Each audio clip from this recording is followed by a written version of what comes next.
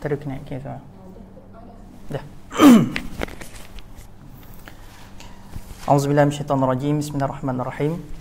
Alhamdulillahirabbil alamin wassalatu wassalamu ala asyrafil anbiya'i wal mursalin wa ala alihi washabbihi ajma'in. Allahumma shalli ala sayyidina Muhammad al-Fatihi lima ughliq wal khatimi lima sabaq nasiril haqqi bil haqq wal hadi ila siratikal mustaqim wa ala alihi haqqa qadrihi wa miqdarihi al-azim. Subhanaka la ilma lana illa ma 'allamtana innaka antal alimul hakim. Rabbi shrah li sadri wa yassir li amri wahlul 'uqdatam min lisani yafqahu qawli. Allahumma ja'alna minal ladzina yastami'una qawla fayattabi'una ahsana. Assalamualaikum warahmatullahi wabarakatuh. Al-Fatihah. A'udzubillahi minasyaitonir rajim. Bismillahirrahmanirrahim. Alhamdulillah. Ar-Rahmanir Rahim. Iyyaka na'budu صراط الذين أنعمت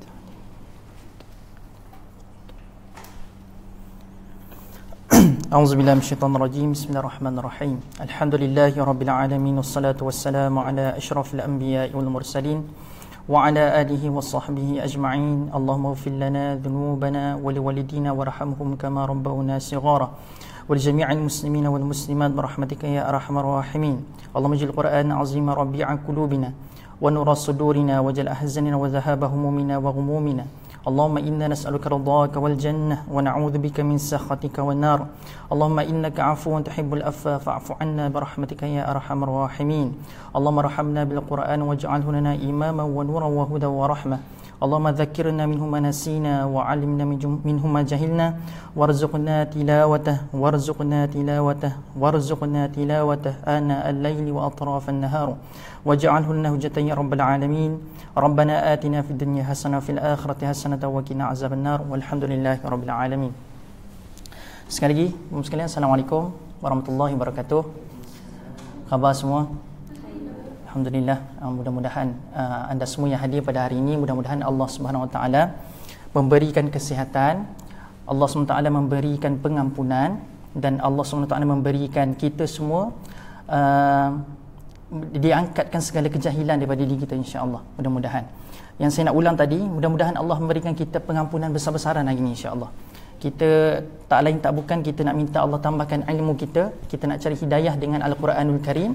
Kita minta Allah SWT angkatkan segala kita punya kesalahan-kesalahan, which mean berikan keampunan secara total, which mean pengampunan secara pembebasan daripada segala dosa-dosa yang sebelum ni, which mean kalau kata nak ampunkan tu minta padam sekali benda-benda yang ada dekat dalam buku amal kejahatan kita yang dulu ni. So minta pengampunan total daripada Allah Subhanahu Wa Taala. Mudah-mudahan kita diberikan pengampunan total daripada Allah SWT, insya-Allah. Allahumma amin. Terima kasih kepada yang hadir pada hari ini. Saya rasa saya setiap kali hari Selasa lah, mulai hari inilah, minggu lepas hari Rabu kan, mulai pada hari ini hari Selasa, saya kira saya akan sentiasa teruja untuk bertemu dengan wajah-wajah yang ada di tempat ni. Dan Alhamdulillah Allah berikan ketenangan jiwa pada saya untuk melihat wajah-wajah anda semua hari ini. Mudah-mudahan kita semua ni, wajah-wajah yang hadir pada hari ini, Allah takdirkan kita semua wajah-wajah ahli syurga belaka, insya-Allah. Allahumma amin. Okey, baik. Memandangkan hari itu kita telah bincangkan surah Al-Baqarah ayat pertama sampai ayat ke berapa? Ayat ke-7. Hari ini insya-Allah jika diberikan kesempatan, saya berhajat untuk berkongsi dengan anda semua bermula daripada ayat 8 hingga 21. Barangkali hari ini banyak, tapi topik dia satu je. Tajuk dia satu je. Barangkali hari ini pembincang kita, topik dia ataupun ayat kita akan cover banyak, 8 sampai 21. Berapa ayat sebenarnya? Lebih kurang dalam 13 ayat, 14 ayat kan. Dia mungkin banyak ayat dia, tetapi tajuk dia satu je. Dan saya dalam banyak-banyak berbandingan sebelum ini, hari ini saya geru nak bentang. Sebab saya takut sangat nak bentang ini. Bukan sebab gementar, bukan sebab takut nak bentang apa, sebab tajuk hari ini. Tajuk hari ini dia memberikan kita kegerunan. Sebab Allah menceritakan pasal penyakitnya ramai manusia beriman tak sedar. Gitu. Satu penyakit yang sangat bahaya, yang orang beriman tak sedar pun penyakit ni dia ada dekat dalam badan dia, ada pada diri dia. Ini gambaran topik kita pada hari ini. 8 sampai 21 insya-Allah jika diberikan kelapangan masa. Jika sempat kita akan lalui daripada 8 sampai 21. Jika tak sempat kita tengok mana yang sempat lah, insya-Allah. Okey, boleh semua. Sebelum kita masuk 8 sampai 21, saya rasa adalah baik kita recall sikit yang kita dah belajar daripada 1 sampai 7 sebelum ni. Daripada ayat 1 sampai 7 kita bincang apa benda? Ingat lagi tak? Perempuan sekalian, tuan-tuan dan puan sekalian. Yang kuliah yang lalu, minggu lepas, hari Rabu. Tak lama, baru 6 hari, baru 6 hari. Tak datang. Tentang hati. Lagi apa lagi kita belajar? Tentang pasal apa lagi? Pasal iman, pasal hati. Lagi? Tak ada lah. Itu je. Pasal takwa. Dan Allah SWT dalam 1 hingga 7 ini kita akan belajar tentang Allah banyak fokus kepada hati. Sebab itu penutup bagi kuliah saya yang pada yang lalu, saya tutup dengan khatamallahu ala qulubihim. Cerita pasal hati. Takwa letaknya di mana? Hati. Ragu-ragu letaknya di mana? Hati. Jadi semua yang Allah ceritakan daripada 1 sampailah ke 7 ini, Allah banyak menceritakan perihal hati. Maka itu yang perlu kita jaga, yang perlu kita pertahankan sebaiknya, iaitu hati kita kena bentuk jadi hati yang sejahtera, hati yang baik, qalbun salim, kata dalam Quran. Okey, dan juga kita cerita pasal apakah ciri-ciri orang yang ada takwa dalam diri dia, yang ada precautious dalam diri dia, ada sifat hati-hati dalam diri dia. Yang pertama, apakah ciri-ciri dia? Yang pertama, ingat lagi tak? Alladzina yu'minuna bil ghaib. Dia percaya kepada perkara-perkara ghaib. Maka selepas dia berjaya membina satu keutuhan kepercayaan, dia percaya kepada perkara-perkara gaib, dia pergi pada step yang kedua. Maka dia akan mudah untuk buat perkara kedua. Apakah dia? Salat. Maka orang yang tidak ada masalah salat ini, dia telah membina satu keutuhan kepercayaan dia kepada perkara-perkara gaib. Contohnya syurga, neraka, Allah, malaikat. Apa lagi perkara gaib? Apa lagi? Al-Quran, perkara gaib. Yes, pahala, dosa dan pahala, tentang kewujudan malaikat dan sebagainya. Maka inilah perkara-perkara gaib. Maka orang yang ada keutuhan, dia percaya kepada perkara gaib, dia tidak akan ada masalah untuk menunaikan salat. Sebab dia sentiasa percaya yang Allah perhatikan dia. Dengan sifat ihsan, dia percaya dia akan sentiasa diperhatikan oleh Allah Subhanahu Wa Taala. Okey, tahu tak apa maksud ihsan? Yes, kita melihat Allah, Allah melihat kita. So kita sentiasa percaya kita ni sedang dipantau, sentiasa diperhati. Maka lepas kita berjaya membina satu keutuhan pada institusi solat, maka apa benda yang akan dimudahkan oleh Allah selepas itu? Yes, infak. Maka ini sequence je. Maka yang pertama adalah dia membina kepercayaan kepada perkara gaib, semuanya sekali. Yang kedua, dia telah dimudahkan Allah untuk menunaikan solat. Maka orang-orang yang menunaikan solat dengan dibangunkan solat dalam hati dan jiwanya, maka Allah akan mudahkan untuknya pula untuk menunaikan infak, untuk membelanjakan harta daripada dirinya jalan Allah Subhanahu Wa Taala. Maka kalau kita ada masalah untuk berinfak, tengok balik solat kita. Kalau kita ada masalah untuk awalkan solat kita, solat berjemaah ke, tengok kita punya kepercayaan kita kepada perkara-perkara gaib. Mudah katanya, kepercayaan pada perkara gaib ni saya boleh simpulkan dalam satu word, iaitu aqidah. Tengok balik kepercayaan kita, keyakinan kita kepada Allah Subhanahu Wa Taala. If we believe Allah sentiasa pantau kita, maka kita akan sentiasa menunaikan salat. Maka bila kita telah berjaya menunaikan salat, Allah akan berikan kemudahan untuk kita berinfak di jalan Allah Subhanahu Wa Taala. Maka apa lagi ciri-cirinya? Lagi? Ingat lagi tak? Orang-orang yang bertakwa ini, alladzina yu'minuna bil ghaib wa yuqimunas shalah wa mimma razaqnahum yunfiqun. Yes, dia percaya kepada Al-Quranul Karim, beriman kepada kitab, dia sentiasa mendekati kitab. Dan satu lagi, ciri-ciri orang yang bertakwa adalah dia tidak ada keraguan dalam dirinya kepada Al-Quran.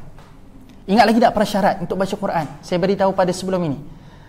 Prasyarat untuk kita mendekati Al-Quran, nak belajar Al-Quran, prasyarat yang paling asas adalah jangan ada sedikit dan sekelumit pun perasaan ragu. Kalau ada sedikit secebis ragu dalam hati kepada Al-Quran yang kita baca, dan kita sekadar membaca disebabkan kepentingan duniawi, maka percayalah kita telah memulakan satu langkah untuk tak dapatkan hudan. Apa beza hidayah dengan hudan? Ingat lagi tak? Saya bincangkan sebelum ni. Hudan itu apa? Hidayah itu apa? Bila Allah tak tanwin, hudan lil muttaqin, kan ada tanwin dekat situ. Bila ada tanwin, apakah dia punya simbolik kepada apa? Infinitif. Allah bagi infinitive guidance. So Allah janji bagi mereka yang mendekati Al-Quran, membaca Quran tanpa sebarang keraguan, Allah kata baginya adalah infinitive guidance. Allah akan berikan dia satu, orang kata massive guidance. Betul lah bahasa Inggeris saya? Saya rasa macam bantai teruk-teruk sangat ni. Okey, kalau ada cikgu bahasa Inggeris kat sini, minta maaf lah kalau saya banyak merojakkan bahasa. Kan? Allah bagi massive guidance kepada kita. So, prasyarat untuk dapatkan massive guidance ini, di samping kita menjadi orang yang bertakwa, antara ciri-cirinya adalah dia baca Quran tanpa sebarang keraguan. Ni kadang-kadang kita baca Quran dengan ada keraguan ni macam mana? Contohnya macam mana? Kita sentiasa mengharapkan balasan. Contohnya, aku dah baca Quran tak dapat ketenangan pun, ragu tertimbul. Aku apa lagi? Aku baca Quran tapi tak murah rezeki pun. Aku apa lagi? Banyak kepentingan yang kita sandarkan kepada keduniaan, yang akhirnya Quran jadi mangsa. Yang akhirnya kita, bukan kita lah, ramai orang yang baca Quran disebabkan kepentingan ini, akhirnya mendatangkan fitnah kepada manusia-manusia lain yang baru nak mendekati Quran. Allahu Akbar. Saya ada cerita belum pengalaman sahabat saya ni? Dia katakan bila kan kita biasa kita banyak keluarkan satu slogan, kata Quran memberikan ketenangan kepada kita kan. Bila kita baca, kita akan dapat ketenangan bila baca Quran. Maka ianya benar. Bila mana kita baca Quran, ia akan memberikan ketenangan kepada kita. Tetapi sahabat saya ni, dia baca Quran, dia kata aku sedih sangat ini, dia nak baca Quran. Maka dia pun buka Quran, dia kata apa yang aku nak buka lepas ini, inilah satu peringatan daripada Allah Subhanahu Wa Taala. So dia pun buka, dia buka secara random.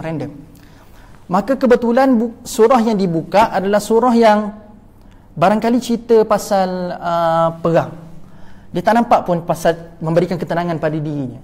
Maka akhirnya dia kata, betul ke Tuhan nak jawab aku punya permintaan? Betul ke Tuhan nak berikan aku ketenangan? Ya akhirnya dia sekadar kata, aku tak dapat apa-apa bila baca Quran. Nampak tak? Disebabkan kepentingan yang keduniaan disandarkan sebelum ini, yang menyebabkan dia sendiri jadi tak seronok dengan Quran, yang akhirnya mendatangkan fitnah pula kepada orang yang baru nak mendekati Quran. Maka bacalah Quran disebabkan kita yakin Allah ini Ar-Rahman, yang akan berikan kita selimpah-limpah sayang kepada kita. Maka jangan pernah kita letakkan kepentingan keduniaan, sebaliknya sandarkan segala rahmat itu, sandarkan segala rezeki itu kepada Allah Subhanahu Wa Taala. And then selepas ditutup cerita pasal orang-orang yang bertakwa, cerita pasal orang-orang yang beriman, orang yang bertakwa, cerita pasal apa pula lepas itu? Ayat ke-6 dengan ayat ke-7. 5 ayat daripada Alif Lam Mim sampai Muflihun itu semua cerita pasal orang yang beriman. Maka selepas itu tamat ayat ke-5, masuk ayat ke-6. Innal ladzina kafaru sawa'un 'alaihim a'anzartahum am lam tunzirhum la yu'minun. Ni cerita pasal apa ni? Orang kafir. Orang kafir. Kafir nampak sangat macam bahasa kampus kan. Orang kafir. Maka 5 ayat cerita pasal orang beriman. Saya nak anda ingat nombor ni. 5 ayat bercerita pasal orang-orang yang beriman. And then 2 ayat je, start daripada innal ladzina kafaru sawa'un 'alaihim sampai habis ayat tu, and then disambung dengan khatamallahu ala qulubihim wa ala sam'ihim. Tu cerita pasal orang siapa? Orang kafir. Just 2 ayat. 2 ayat saja daripada Quran, daripada surah Al-Baqarah, permulaan ini Allah cerita pasal orang kafir. Dan hari ini insya-Allah saya akan masuk satu lagi kategori orang manusia yang telah Allah kelaskan dalam permulaan surah Al-Baqarah. Kategori pertama, siapakah dia?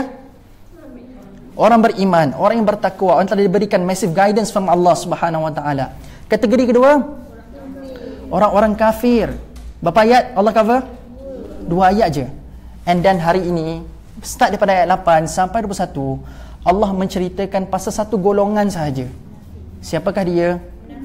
Iaitulah orang-orang munafik.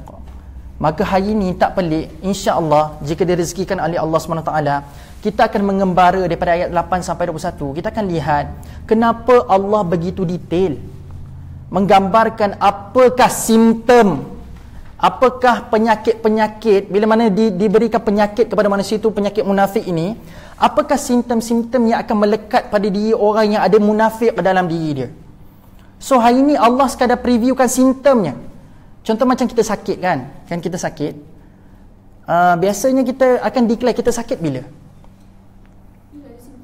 Kan ada simptom kan? Bolehkah sekarang ni tak ada batuk, tak ada simptom, saya batuk lah. Tak ada apa-apa, rasa sihat, ceria, nafas pun baik, saya sakit jantung lah. Tak kan? Biasanya kita akan declare kita sakit bila mana ada simptom-simptom yang ada bersama dengan dia. Contohnya kalau sakit jantung, apa simptom dia? Dia sakit dada, rasa sakit jantung. Sakit jantung Ustaz, kan? Sakit dekat jantung. Pandai. Betul lah tu, kan? Biasanya dia akan ada simptom, dia cepat gelisah. Biasanya dia punya metabolism badan lebih tinggi. Saya tak tahulah, kot ada doktor dekat sana yang mendengar tu, boleh perbetulkan fakta saya. Banyak lagi dia punya simptom-simptom untuk menggambarkan sakit jantung. Bila kita demam, simptomnya badan panas. Apa lagi?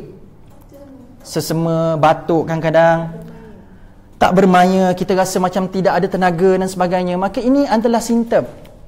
Maka hari ini kita akan bincangkan tentang satu penyakit yang ada pada orang yang so-called beriman. Saya kata so-called beriman lah. Dia rasa dia beriman kepada Allah, tetapi hakikatnya dalam hatinya sangat membenci kepada agama dan Allah Subhanahu Wa Taala dan para rasulnya. Hari ini kita akan bincang pasal orang munafik. Okey?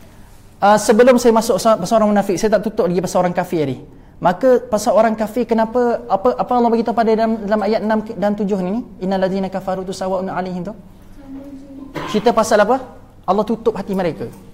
Kenapa didahulukan qulub berbanding sam'ihim? Sebab cerita sebenarnya pasal hati. Dan surah Al-Jasiyah, kenapa didahulukan sam'ihi bau qalbi? Sebab cerita pasal dah berikan peringatan, mereka dah dengar benda itu tetapi mereka tidak ambil benefits, tak ambil pengajaran daripada itu. Maka hari ini kita sambung ayat ke-8 sampai 21 insya-Allah. Ayat ke-8 Allah SWT memulakan dengan wa minan nasi may yaqulu. Kita masuk boleh semua? Okey. Wa minan nasi may yaqulu wa amanna billah wa bil yaumil akhir wa ma hum bimumin. Saya nak anda menggunakan asas yang telah saya berikan pada kuliah yang lalu.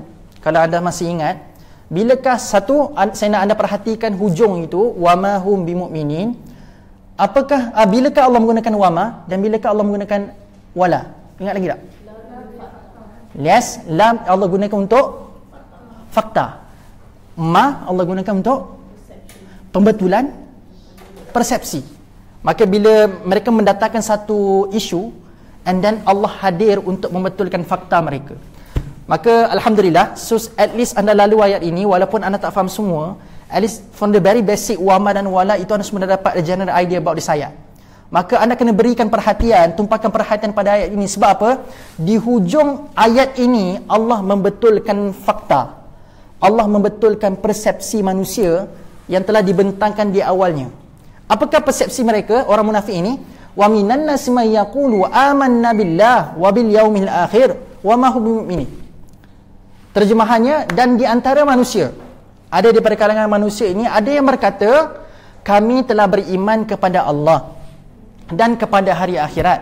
They believe in Allah, they believe in the judgment day, tapi akhirnya Allah betulkan persepsi. Tengok pembetulan persepsi. Mereka menyangkakan mereka beriman. Mereka menyangkakan apa lagi? Mereka ini percaya pada hari kiamat. Tapi akhirnya Allah menjawab, wa ma hum bimu'minin. Mereka sebenarnya tak beriman pun. Nampak tak penggunaan wama di situ? Pembetulan persepsi. Mereka dia yakin, ya aku ni beriman kepada Allah, aku beriman kepada hari akhirat. Allah hadir, no, kamu tak beriman pun. Jelas? Satu lagi sisi yang kita boleh ambil ibrah daripada ayat ini adalah penggunaan ataupun susunan ayat ini. Kalau kita perasan, wa minan nasi may yaqulu, kalau bahasa Arab biasa anda boleh catat sebab dia kompleks sikit, tapi boleh catat. Kalau kita buat ayat biasa, biasanya Allah akan susun macam ni. Biasanya kita manusia biasa yang belajar bahasa Arab, ayatnya akan jadi macam ni. Wa minan nasil ladzina may yaqul, wa minan nasil ladzina yaqulu. Man tu tak ada. Wa minan nas alladzina yaqulu. Kenapa ada man dekat situ? Man ni maksud dia apa dia? Siapa? Kalau tak ada man tu pun tak apa. Tapi bila ada man kat sini, Allah nak bagi tahu, dia menggambarkan mufrad. Mufrad ni apa maksud mufrad? Seorang yang bercakap. Maka cerita ini dimulakan dengan ada seorang tu berkata. Seorang je cerita ni. Dia dimulakan dengan mufrad. May yaqulu. Kalau anda belajar fi'il mudhari', yaqulu ini adalah seorang. Untuk seorang. Yaquluna baru jamak. Tapi sekarang ni may yaqulu, dia tidak jadi jamak. Dimulakan dengan seorang. Ada seorang tu, cerita macam inilah, saya mudahkan untuk terjemahan anda. Ada seorang tu berkata, dia kata, aku telah beriman kepada Allah. Dan kalau anda perasan, tiba-tiba bila sebut beriman itu, may yaqulu amanna. tiba-tiba pula jadi jamak dekat situ? Puasa tak? Mula-mula dimulakan dengan mufrad, dengan seorang. Tiba-tiba di pertengahan jalan, tiba-tiba dia macam declare macam ni, aku part of them. Faham? Tiba-tiba jadi jamak dekat tengah-tengah. Dimasuk na dekat situ. Na ni maksud dia apa? Kita. Amanna. So kami telah beriman. Adapun di antara manusia, which means orang dok kecek. Seorang je bercakap. Tiba-tiba masuk bila tanya apa benda yang nak dideklar itu, dia masuk jadi jamak. Kami telah beriman kepada Allah. Kenapa? Satu, anda akan nampak orang munafik ini adalah mereka ini tidak beriman pun, tapi just pada luarannya je nampak beriman. Kata-katanya saja dia kata mereka ni beriman, tapi Allah menidakkan iman mereka. Yang kedua kita boleh belajar adalah how desperate mereka ni nak be part of Muslim. How desperate mereka nak jadi part of mukmin. Nak katanya, saya akan ceritakan satu cerita lawak dekat sini, tapi cerita ni berlaku pada zaman Nabi. Ada seorang kita kata sahabat, dia adalah ketua munafikin pada zaman Nabi, nama dia Abdullah bin Ubay bin Salul. Kita akan tahu cerita dia macam mana pada zaman Nabi, dan saya akan bumikan dengan beberapa ayat pada sesi kali ini, dengan betapa desperate-nya mereka nak wajahkan diri mereka sebagai seorang yang beriman. Padahal dalam hati mereka, practically mereka tidak beriman pada Allah pun. Mereka dok kata je aku solat, tapi pada hakikatnya bila tanya dia bersorangan tak solat pun. Mereka dok kata mereka mengaji Quran, mereka baca Quran, mereka faham Quran, tapi pada practically-nya mereka tidak mengamalkan Quran pun. Maka hati-hati dengan penyakit orang munafik. Sebab Abdullah bin Ubay bin Salul, wallahu alam, saya rasa pada hari ini mudah-mudahan dalam kelas ini tidak ada orang yang munafik. Kita bimbang pada akhir zaman ini ramai orang munafik. Mereka nak kata macam mana, mereka punya zaman kita makin moden. So munafik pun jadi makin moden pada hari ini. Dia datang dengan pelbagai jenis, datang dengan pelbagai generasi-generasi baru menggambarkan dia orang munafik. Pada zaman Rasulullah, nak katanya ketua munafikin ini, perkara yang paling dia buat dan istiqamah dia buat adalah mereka sangat mengalu-alukan kedatangan Nabi. Contohnya macam inilah. Ni contoh dalam ni tak ada orang munafik insya-Allah. Contohnya. Contoh saya datang lambat tadi, contoh. And then saya masuk ikut pintu ni. So ramai orang menantikan speech daripada saya, ramai orang menantikan ucapan daripada saya, kuliah daripada saya. Tiba-tiba ada seorang daripada kalangan anda bangun, dia kata, "Oh, semua senyap." Contohnya masa sebelum mula kelas tadi anda duk bising, cakap-cakap, kecoh. Tiba-tiba bila saya masuk, ada seorang daripada kalangan anda berdiri. Dia kata, "Semua minta diam dan berikan perhatian kepada ustaz yang mulia di hadapan." Contoh ni. Contoh. Berikan perhatian kepada ustaz yang mulia di hadapan. Anda bayangkan, kalau nak tahu, itulah antara perkara yang istiqamah Abdullah bin Ubay bin Salul buat setiap kali Rasulullah nak berucap ke depan. Setiap kali khutbah Nabi, setiap kali ceramah Nabi, setiap kali kuliah Nabi, dialah orang yang pertama yang akan introduce kehadiran Nabi.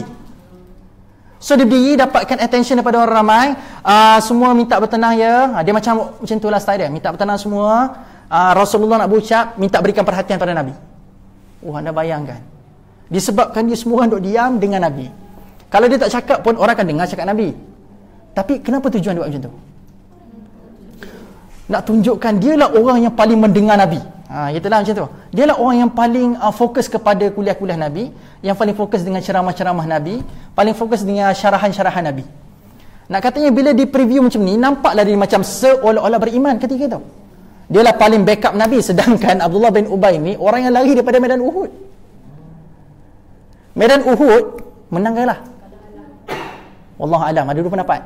Kata menang, kata kalah. Yang menang itu hakikatnya pada physically-nya memang kalah lah. Tapi kalau kita kaji perkara yang berlaku selepas perang Uhud, kita akan nampak sebenarnya Allah nak bagi kemenangan moral kepada orang-orang Islam. Okay? Saya kata nak bincang benda tu. Dia antara orang yang lari pada medan Uhud. Dah pergi dah, tapi lari. Dan anda bayangkan Abdullah bin Ubay ini seminggu selepas perang Uhud, yang anda ada declare kalah tu, seminggu selepas perang Uhud, dia still buat benda yang sama. Faham? Dengan muka tak malunya, dah lari pada medan Uhud. Sepatutnya kalau lari pada medan Uhud ni, hang kena ada rasa terbaik muka lah nak buat benda yang sama. Patutnya hang kena rasa malu lah sebelum ni hang duk introduce Nabi nak cucak ke depan. Tiba-tiba anda ni dah seminggu selepas perang Uhud dah hampir lari daripada perang Uhud tu. Tiba-tiba hang buat benda yang sama. Tapi situasinya berbeza. Sahabat-sahabat Nabi ketika itu bila nampak Abdullah bin Ubay nak buat perkara yang sama lagi, tiba-tiba sahabat Nabi duk tarik, "Duduklah kamu, duduk diam." Dia kata. Tak payah nak kecek lagi lah, tak payah nak introduce Nabi sangat lah, duduk diam. Dan anda bayang ketika itu masa tu Nabi nak menyampaikan khutbah Jumaat. Khutbah Jumaat. Maka ketika itu sekalian, bila time sahabat telah perlakukan sedemikian pada Abdullah bin Ubay, nak buktikan masa itu, nak dibuktikan Abdullah bin Ubay ni orang yang munafik, dia lari daripada khutbah Jumaat ketika itu. Maka dia meninggalkan khutbah Jumaat. Maka sahabat-sahabat dia mula menahan dia, kata, "Hang stay lah, tak payah nak keluar daripada khutbah Nabi ni." Tapi kita boleh belajar sesuatu daripada cerita ini adalah orang munafik ini, mereka sangat anti orang kritik dia. Dia sangat-sangat anti dan sangat-sangat tak suka orang debate dengan dia. Ni antara ciri-ciri orang munafik. Bila tak boleh nak tegur, mudah katanya kritik ni jenis orang tak boleh nak tegur. Ni antara ciri-ciri orang munafik zaman hari ni. Abdullah bin Ubay, dia ni adalah orang yang bila tegur sikit dia akan jadi melenting. Sebab sahabat Nabi tegur, "Kau tak payah nak bercakap dah lah, duduk diam." Maka bila orang dah mula menegur dia macam tu, maka dia tak boleh nak terima. Maka dia meninggalkan khutbah Nabi, dan akhirnya dia meninggalkan terus dalam keadaan hatinya penuh rasa bengkak atau bengkak apa? Rasa apa? Bengkak. Anda faham bengkak tu apa? Hati penuh rasa kecewa dan tidak puas hati kepada orang Islam ketika itu. Okey, saya akan masuk cerita dia lepas ni dan apa kaitan dengan ayat ini. So pertama adalah mereka ni sangat desperate untuk berada di part of orang mukmin. Sebab itu pada asalnya disebutkan mayyaqulu mufrad seorang. Tapi di pertengahan jalan masa dia nak declare dia punya iman tu, dia kata amanna billah, aku ni part one of them, aku salah seorang daripada orang-orang yang beriman itu. Maka dia sangat desperate untuk jadi salah seorang daripada orang beriman. Ini orang munafik. By hook or by crook, dia akan tunjukkan dia ni lah paling soleh, dia lah paling orang yang paling orang kata apa, paling suci dalam kalangan community ni. Sedangkan pada hakikatnya dalam hatinya Allah SWT saja yang tahu. Okey, hati-hati sekalian, sebab orang munafik ini dibagikan kepada dua. Yang pertama adalah orang yang not yet Muslim, ataupun dikatakan dalam bahasa Islam sekarang non-Muslim, and then mereka mengaku mereka ni Islam dengan tujuan untuk menghancurkan orang Islam. Faham ke tidak? Mereka ini bukan Islam, tetapi mereka menyamar jadi Islam untuk apa? Untuk menghancurkan agama Islam. Itu adalah munafik yang pertama. Munafik yang kedua adalah orang yang dia rasakan mereka beriman, tetapi mereka tidak sedar yang mereka ini munafik. Ini dua jenis munafik. Yang kita dok bimbang hari ini adalah jenis kategori yang kedua tu. Beriman tetapi tak sedar mereka telah dijangkiti virus-virus munafik. So hari ini 8-21 ayat yang paling panjang menceritakan pasal kategori ketiga berbanding dengan 2 dan 1. Allah nak cerita pada kita apakah simptom-simptom orang-orang munafik. Sebab apa Allah sangat sayang pada kita? Sebab apa Allah panjangkan ayat ini, panjangkan dia punya explanation pasal orang munafik ini? Sebab Allah sangat-sangat sayangkan kita. Sebab Allah nak kita rawat kalau kita ada penyakit ni cepat-cepat, sebelum terlambat. Sebab apa? Kalau kita perasan pada ayat ke-10 nanti Allah bagi tahu dalam hati mereka ini ada penyakit. Dan Allah kata walahum adzabun alim. Ingat lagi tak pasal orang kafir, Allah kata disediakan azab untuk mereka ni. Azab apa? Azabun khatamallahu ala qulubihim wa ala sam'ihim wa ala absarihim ghishawah wa lahum adzabun azim. Allah kata untuk orang kafir ini Allah sediakan dia azab yang besar. Tetapi Allah bagi tahu pada ayat yang seterusnya, ayat ke-10, Allah bagi tahu orang munafik ini balasannya adalah azabun alim. Apa bezanya? Mana lebih teruk? Azim ke alim? Kalau anda diberikan pilihan, so anda bukan salah seorang lah insya-Allah, kan? Contohlah saya nak guru disiplin. Contohnya macam inilah. Kalau kata ni pasal sensitif sangat kan, pasal melibatkan neraka kan. Saya adalah guru disiplin, anda buat salah dengan saya. Maka saya berhak untuk hukum anda. Maka si berikan pilihan pada anda. Anda nak denda yang azim ke denda yang alim? Anda nak pilih yang mana? Saya tak nak dua-dua, Ustaz. Nak yang mana? Kalau saya tambah satu lagi kategori, ada azab disebutkan sebagai azabun syadid, azab yang keras.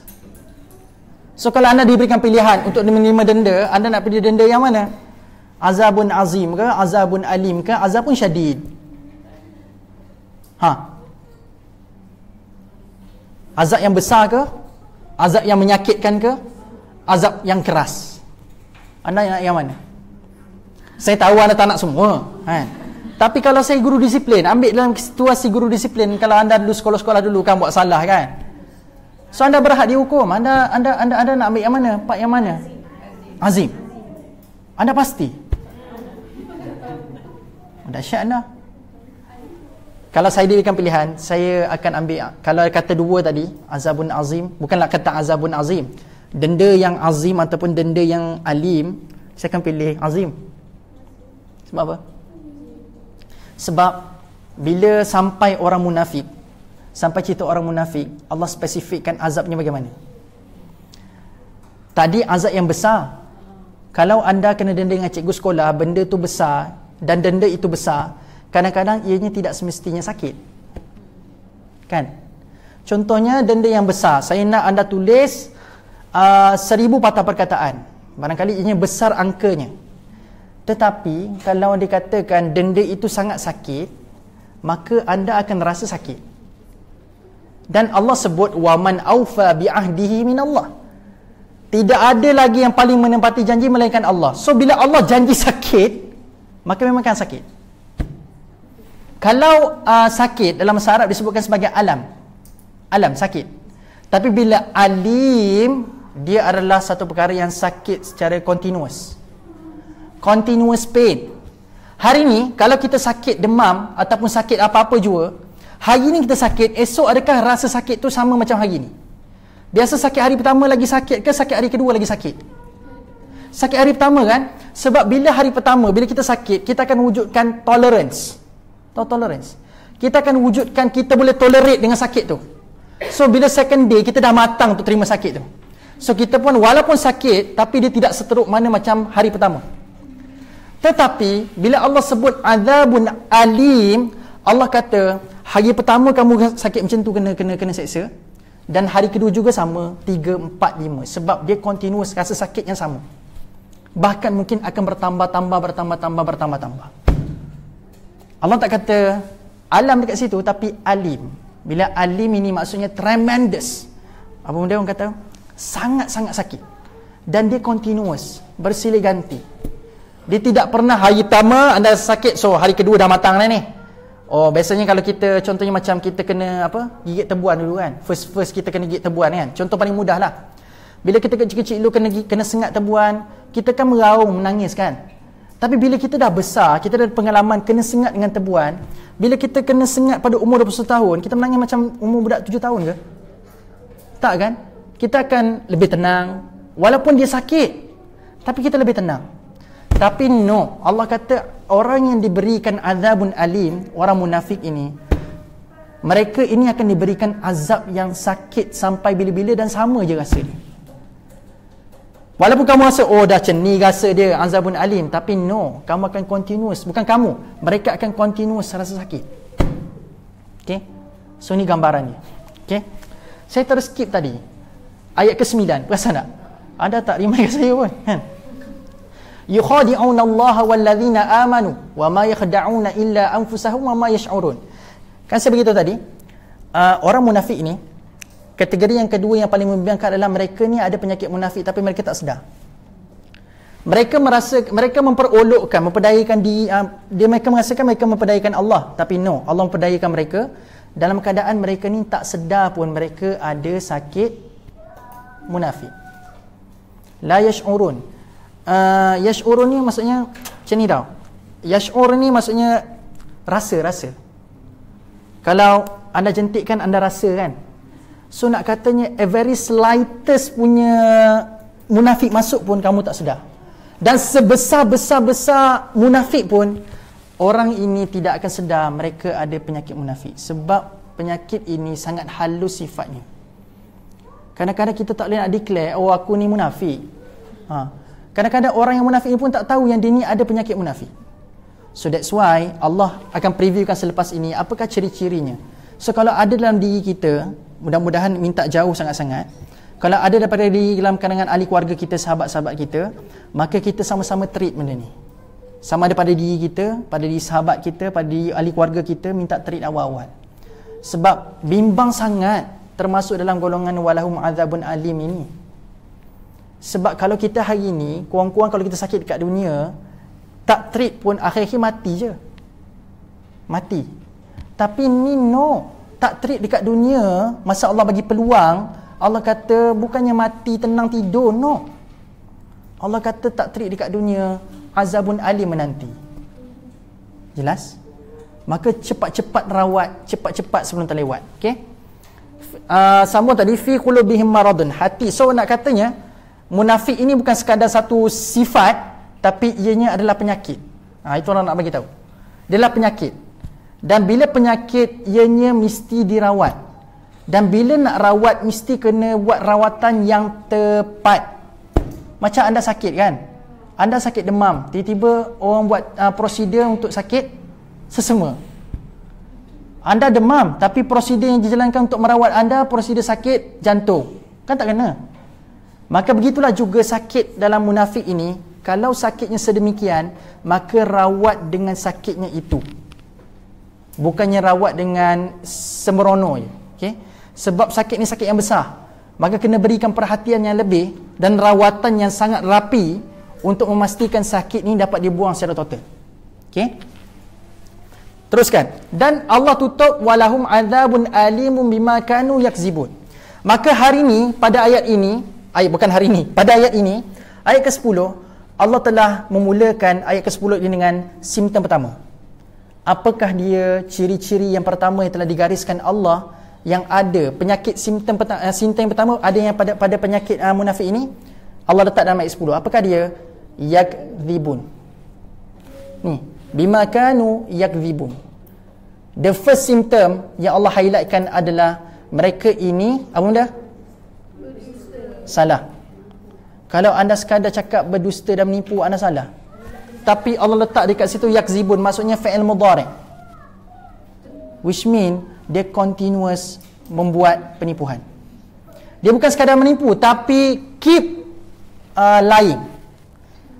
Dia sentiasa berbohong dan tak pernah berhenti berbohong. Kenapa hikmah Allah sebut yakzibun? Sebab Allah nak bagi tahu, bila mana kamu ada penyakit ini, kamu still ada masa nak bertaubat. Kalau Allah sebut dalam bentuk fi'il madhi, which mean kamu dah buat benda tu dan kamu tidak ada masa untuk repent, tak ada masa nak bertaubat. Jadi bila Allah sebut dalam bentuk fi'il mudhari', benda tu still berlaku, dan kalau kamu pernah buat dusta, Allah kata cepat-cepat bertaubat, dan kalau kamu ada kekuatan, berikan kebenaran yang sepatutnya. Sebab tu Allah kata continuous menipu. Sebab bila menipu sekali, dia bukannya jadi habis macam tu ya. Sebab cerita tu masih ada. Faham tak? Faham tak maksud saya? Sebab tu jadi continuous. Anda bercakap dengan orang tersebut, selagi mana orang tu tak tahu kebenarannya, maka cerita bohong itu masih ada. That's why hati-hati dengan cakap bohong. Hati-hati dengan dusta. Sebab sekali berdusta, sekali berbohong, perkara itu, cerita itu masih ada. Kalau begitulah cerita pasal berbohong, bagaimana pula cerita pasal orang yang bawa cerita bohong tentang orang lain, berkata buruk pasal orang lain. Dalam bahasa Inggeris sebut sampai backbiting. Backbiting, mengapi-apikan sesama manusia dengan bercerita buruk pasal orang lain. Yang ini kalau ada dalam penyakit masyarakat kita, minta kita jauhkan. Kalau kita ada mengamalkan benda ini, minta kita jauhkan bahawa sekalian. Sebab saya berceramah dengan kawan-kawan ibu dekat USJ, dekat Subang. Ternyata penyakit ini paling ramai orang buat sekali. Tiba-tiba lepas kuliah, tiba-tiba ada orang jumpa dengan saya, Ustaz, saya rasa macam orang dekat sini tak suka dekat saya. Nampak. Saya rasa macam orang kat sini macam tak bertegur dengan saya lagi dah. Dah tak suka dengan saya. Tapi lepas dapat tahu, rupa-rupanya ada satu berita buruk tersebar dalam kalangan orang di sekeliling dia, dalam keadaan dia tak tahu benda tu. Anda nampak kesan berdusta? Dalam keadaan dia tidak diberikan peluang untuk menceritakan kebenaran, akhirnya cerita keburukan itu tersebar dalam keadaan yang sangat tidak adil. Maka nampak tak kesan dia? Bermula dengan aku cerita dekat kau je, jangan cerita dekat orang lain. Ini adalah satu kata-kata keramat yang biasa kita nak ceritakan rahsia orang, kan? Biasa kita buat macam tu, bukan kita lah, kan? Kita akan cakap macam ni, aku ada rahsia ni, aku cerita kat kau je, jangan cerita kat orang lain. So dia pun ceritalah, pompa apa cerita dia. Last sekali orang yang kedua mendengarkan tu, tadi A cerita kat B, so B pun cari C, aku ada rahsia ni, aku cerita kat kau seorang, jangan cerita kat orang lain. So dia punya tali tu tak pernah habis. Maka last sekali dah sampai dekat Z, ulang balik dekat A. Z pun bagi tahu dekat yang pemilik cerita ni, aku ada cerita ni, kan? Kau jangan cerita kat orang lain. Berapa cerita dia yang asal tu, tiba-tiba kembali dekat dia macam bumerang. Allahu Akbar. So kalau ada penyakit ini, ketahuilah ini antara penyakit-penyakit orang munafik. Penyakit orang munafik. Okay? Jangan berkata dusta tentang cerita kita ke cerita orang lain ke, jangan berkata dusta.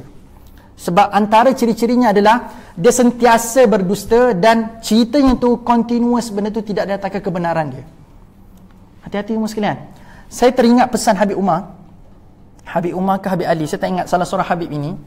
Dia sebut pasal bagaimana kesan fitnah, kesan berbohong ini. Dia kata apa, satu hari anak murid dia berjumpa dengan dia. Anda pernah dengar cerita ni? Satu hari anak murid dia berjumpa dengan dia. Dia beritahu sebab anak murid ni selalu cakap buruk pasal Habib Umar. Saya tak ingat Habib Umar ke Habib Ali, salah seorang Habib ni lah, pasal tok guru dia. Saya kata tok guru je lah, okey boleh. Seorang anak murid ni sentiasa berkata buruk pasal tok gurunya. Katalah tok gurunya tak handsome, nampak macam kuno, jumut, nampak macam tak terbuka, macam-macam kata-kata nista dan kata-kata dusta diberikan kepada tok gurunya sendiri. Maka akhirnya satu hari ni Allah berikan ilham dan berikan hidayah kepada orang yang berkata buruk itu. Dia bertaubat dengan dosa dia. Maka dia pun berjumpa dengan tok guru. Dia kata, wahai tuan guru, wahai tok guru, saya nak minta maaf. Saya nak minta maaf sebabkan saya salah buat benda ni. Saya salah berkata buruk pasal tok guru. Maka apa respon tok guru tadi? Saya akan maafkan kamu. Saya maafkan kamu, tak ada masalah. Saya boleh maafkan dosa-dosa kamu. Tapi saya nak anda buat satu perkara. Bukan kata saya dah maafkan kamu ni, tapi ini bukan prasyarat untuk dimaafkan. Tapi saya nak just anda buat satu perkara ni je. Saya dah maafkan dosa kamu. Saya nak esok kamu datang ke tempat pengajian saya dalam keadaan kamu cari bulu ayam dekat rumah. Tahu bulu ayam? Yang dah duk kibas habuk tu. So dia kata, kalau kamu ada bulu ayam dekat rumah, saya nak dalam perjalanan anda ke kelas saya, anda cabut satu persatu bulu tu sampai ke kelas saya. So dia kata daripada rumah tu sampai ke kelas dia ni, dia nak minta cabut bulu tu satu persatu. So anak murid pun buatlah sebab Datuk Guru aku suruh buat, kan? So dia pun cabut. On the way pergi ke kelas pengajian, dia pun cabut satu sampailah ke kelas pengajian. Maka seorang anak murid bila tok gurunya suruh buat macam tu, mesti nak tahu apakah hikmahnya. Kenapa kena buat macam ni? Maka dia pun kata, kenapa kena buat macam ni? Maka tok guru dia menjawab macam ni, saya nak lepas ni kamu balik ke rumah, saya nak kamu kutip balik bulu-bulu yang kamu cabut. So tadi masa pergi cabut, so biar bersepah kat tengah jalan. Tapi sekarang ini masa kamu nak balik, kutip balik bulu tu sampai ke rumah tu. Okey, agak-agak apa yang kamu laku? Agak-agak jumpa tak bulu tadi? Maka berlalulah sebab dia dah mencari. Sebab walaupun dia jumpa, tapi dia tak jumpa semua total bilangan bulu yang telah dicabut sebelum ini. Maka esoknya berjumpa dengan tok guru dia. Dia kata, wahai tok guru, aku dapat banyak ni je, yang lain aku tak jumpa sebab mungkin barangkali dah terbang. Maka tok guru dia pun ajar sesuatu perkara yang sangat bernilai. Dia kata apa benda? Begitulah kesannya bila mana kita bawa cerita-cerita buruk kepada orang lain. Kita bawa cerita dusta pasal orang lain kepada manusia-manusia lain. Barangkali hari ini kamu buat salah dengan aku maafkan kamu. Tapi bagaimana cerita tu? Yang orang lain pernah mendengar cerita tu. Macam mana kamu nak sampaikan benda ni? Kamu mungkin cakap dekat A je. Tapi adakah pasti A tak cakap dekat B, C, D, E, F sampai Z? So cerita itu ibarat dia akan hilang macam tu je. So beware dengan penyakit ini. Jangan berkata dusta. Boleh sekalian? Sama-sama kita ubah. Fokus kepada diri kita, jangan fokus pada orang lain.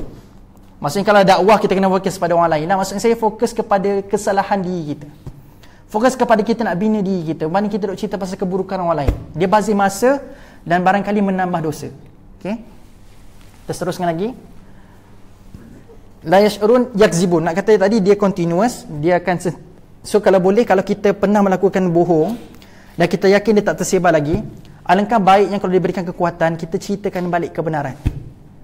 Okey. Barangkali kalau kita tidak ada kekuatan, cukup sekali kita minta maaf disebabkan bohong yang pernah kita buat kita dulu. Barangkali macam ni. Situasi macam ni akan berlaku. Contohnya kalau kita pernah berbohong, and then kalau kita ceritakan kebenaran, ya barangkali dia akan melibatkan lagi besar pemusuhan, maka tak perlu cerita. Sebab Allah menegah dan perkara yang lebih besar daripada itu adalah pemusuhan ataupun pergaduhan. Maka cukup sekadar anda minta maaf atas kesalahan anda sebelum ini. Maka at least anda dengan dia, dengan Tuhan anda dah settle. Kalau perkara yang anda ceritakan itu barangkali dia akan menambahkan lagi api pemusuhan, pergaduhan, maka elakkan anda bercerita. Tapi kalau ada kekuatan, tafadhal, silakan. Itu yang terbaik dan lebih baik. Kalau ada kekuatan untuk menggembalikan kebenaran. Ada soalan ke? Tak ada. Okey. Okey, sambung. Wa idza qila lahum la tufsidu fil ard qalu inna ma nahnu muslihun. Sekali lagi Allah previewkan orang-orang munafik ini dengan mereka sangat desperate nak jadi orang-orang yang baik. Bukan desperate berusaha nak jadi orang baik. Mereka desperate nak jadi part of orang beriman tu. Maksudnya desperate untuk dilihat sebagai orang yang nampak suci, nampak soleh. Sebab dia kata apa benda? Dan apabila dikatakan kepada mereka, janganlah kamu membuat membencana kerosakan di muka bumi, mereka menjawab apa benda? Sesungguhnya kami, sekali lagi kami, innama nahnu muslihun. Sekali lagi Allah bagi tahu mereka sangat desperate. Nak katanya apa? Orang munafik ini bila dijangkiti penyakit ini, mereka akan berusaha sekeras mungkin untuk memastikan dia punya kata benda, tubuh badan dia ataupun batang tubuh dia dilihat baik. Which means secara luarannya dia akan dilihat baik. Sebab itulah anda tidak akan terkejut anda tengok ada orang yang sangat membenci Islam tapi pemakaiannya lebih baik daripada orang-orang yang beriman dengan sangat-sangat baik, yang practical Muslim. Orang practical Muslim pakai simple je, kadang-kadang pakai seluar pakai t-shirt, tapi dia ni lah orang yang paling khusyuk dalam solat dia. So jangan judge orang dengan pemakaian, kan? Tetapi orang munafik ini kadang-kadang kita tengok, ya Allah, pakaian dia tu lebih, nak kata macam mana? Tak nak sebut.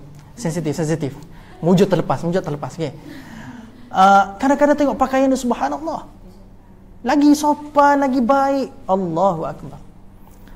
Memanglah kita kadang-kadang tengok, oh alhamdulillah boleh didekati, tetapi dalam hatinya Allah saja yang tahu. Nak katanya how desperate-nya orang-orang yang munafik, yang dijangkiti dengan virus munafik ini, mereka nak dilihat batang tubuhnya baik. So nak katanya antara ciri mereka tidak putus asa, tapi dalam hatinya tidak pernah pun nak cari cahaya daripada Allah, tak pernah pun terkesan dengan imannya, tidak pernah pun ambil benefit daripada imannya. Maka ini antara ciri-ciri munafik. So sekali lagi Allah previewkan mereka sangat desperate nak jadi orang-orang yang beriman. Ala innahum humul mufsiduna walakin la yash'urun. Ketahuilah bahawa sesungguhnya mereka itulah orang-orang yang sebenar-benarnya membuat bencana dan kerosakan, tetapi mereka tidak menyedarinya. Maka walaupun sahabat-sahabat tidak respon balik kepada mereka punya declaration ini, tapi Allah sendiri telah menjawab soalan mereka. Allah sendiri telah menjawab declaration mereka dengan apa benda? Ketahuilah, ala innahum humul mufsiduna walakin la yash'urun. Tetapi mereka ini tidak sedar yang mereka ini sebenarnya mereka ini adalah orang-orang yang melakukan kerosakan di muka bumi ini. Okey, jelas Okey, kita teruskan. Yang ni part yang agak menarik. Wa idza qila lahum aminu kama amana an-nas qalu anu'minu kama amana as-sufaha. Ayat ke-13. Saya nak anda berikan perhatian pada ayat ni. Sebab ini adalah nak membuktikan betapa tak sedar dirinya orang munafik. Ni. Ayat ni menceritakan betapa tak sedar dirinya orang munafik ini sampai boleh mempertikaikan kepandaian dan intelligence orang lain. Okey. Apakah terjemahannya? Dan apabila dikatakan kepada mereka, berimanlah kamu sebagaimana orang-orang itu telah beriman. So the first step is anda kena tahu background of this ayat. Background of this ayat adalah ni cerita pasal orang itu merujuk kepada orang-orang muhajirin, orang-orang daripada Mekah yang berpindah ke Madinah. Ingat lagi tak surah Al-Baqarah surah apa? Madaniyah ke Makiyah? Madaniyah. Maka bila diperintahkan kepada orang munafik ini, kamu berimanlah macam mana tu orang yang beriman tu. Kamu beriman macam mana orang yang beriman. Siapakah orang yang beriman itu? Orang-orang muhajirin, orang-orang yang berhijrah daripada Mekah dan Madinah. Maka anda tahu tak apa respon dia? Lepas dia kata, wahai orang-orang munafik, saya buat terjemahan yang mungkin bagi anda mudah faham. Wahai orang munafik, aku nak kamu beriman macam mana orang Mekah beriman. So respon mereka benda, patutkah kami qalu anu'minu kama amana sufaha. Dia kata, patutkah kami ini beriman sebagaimana berimannya orang-orang bodoh itu?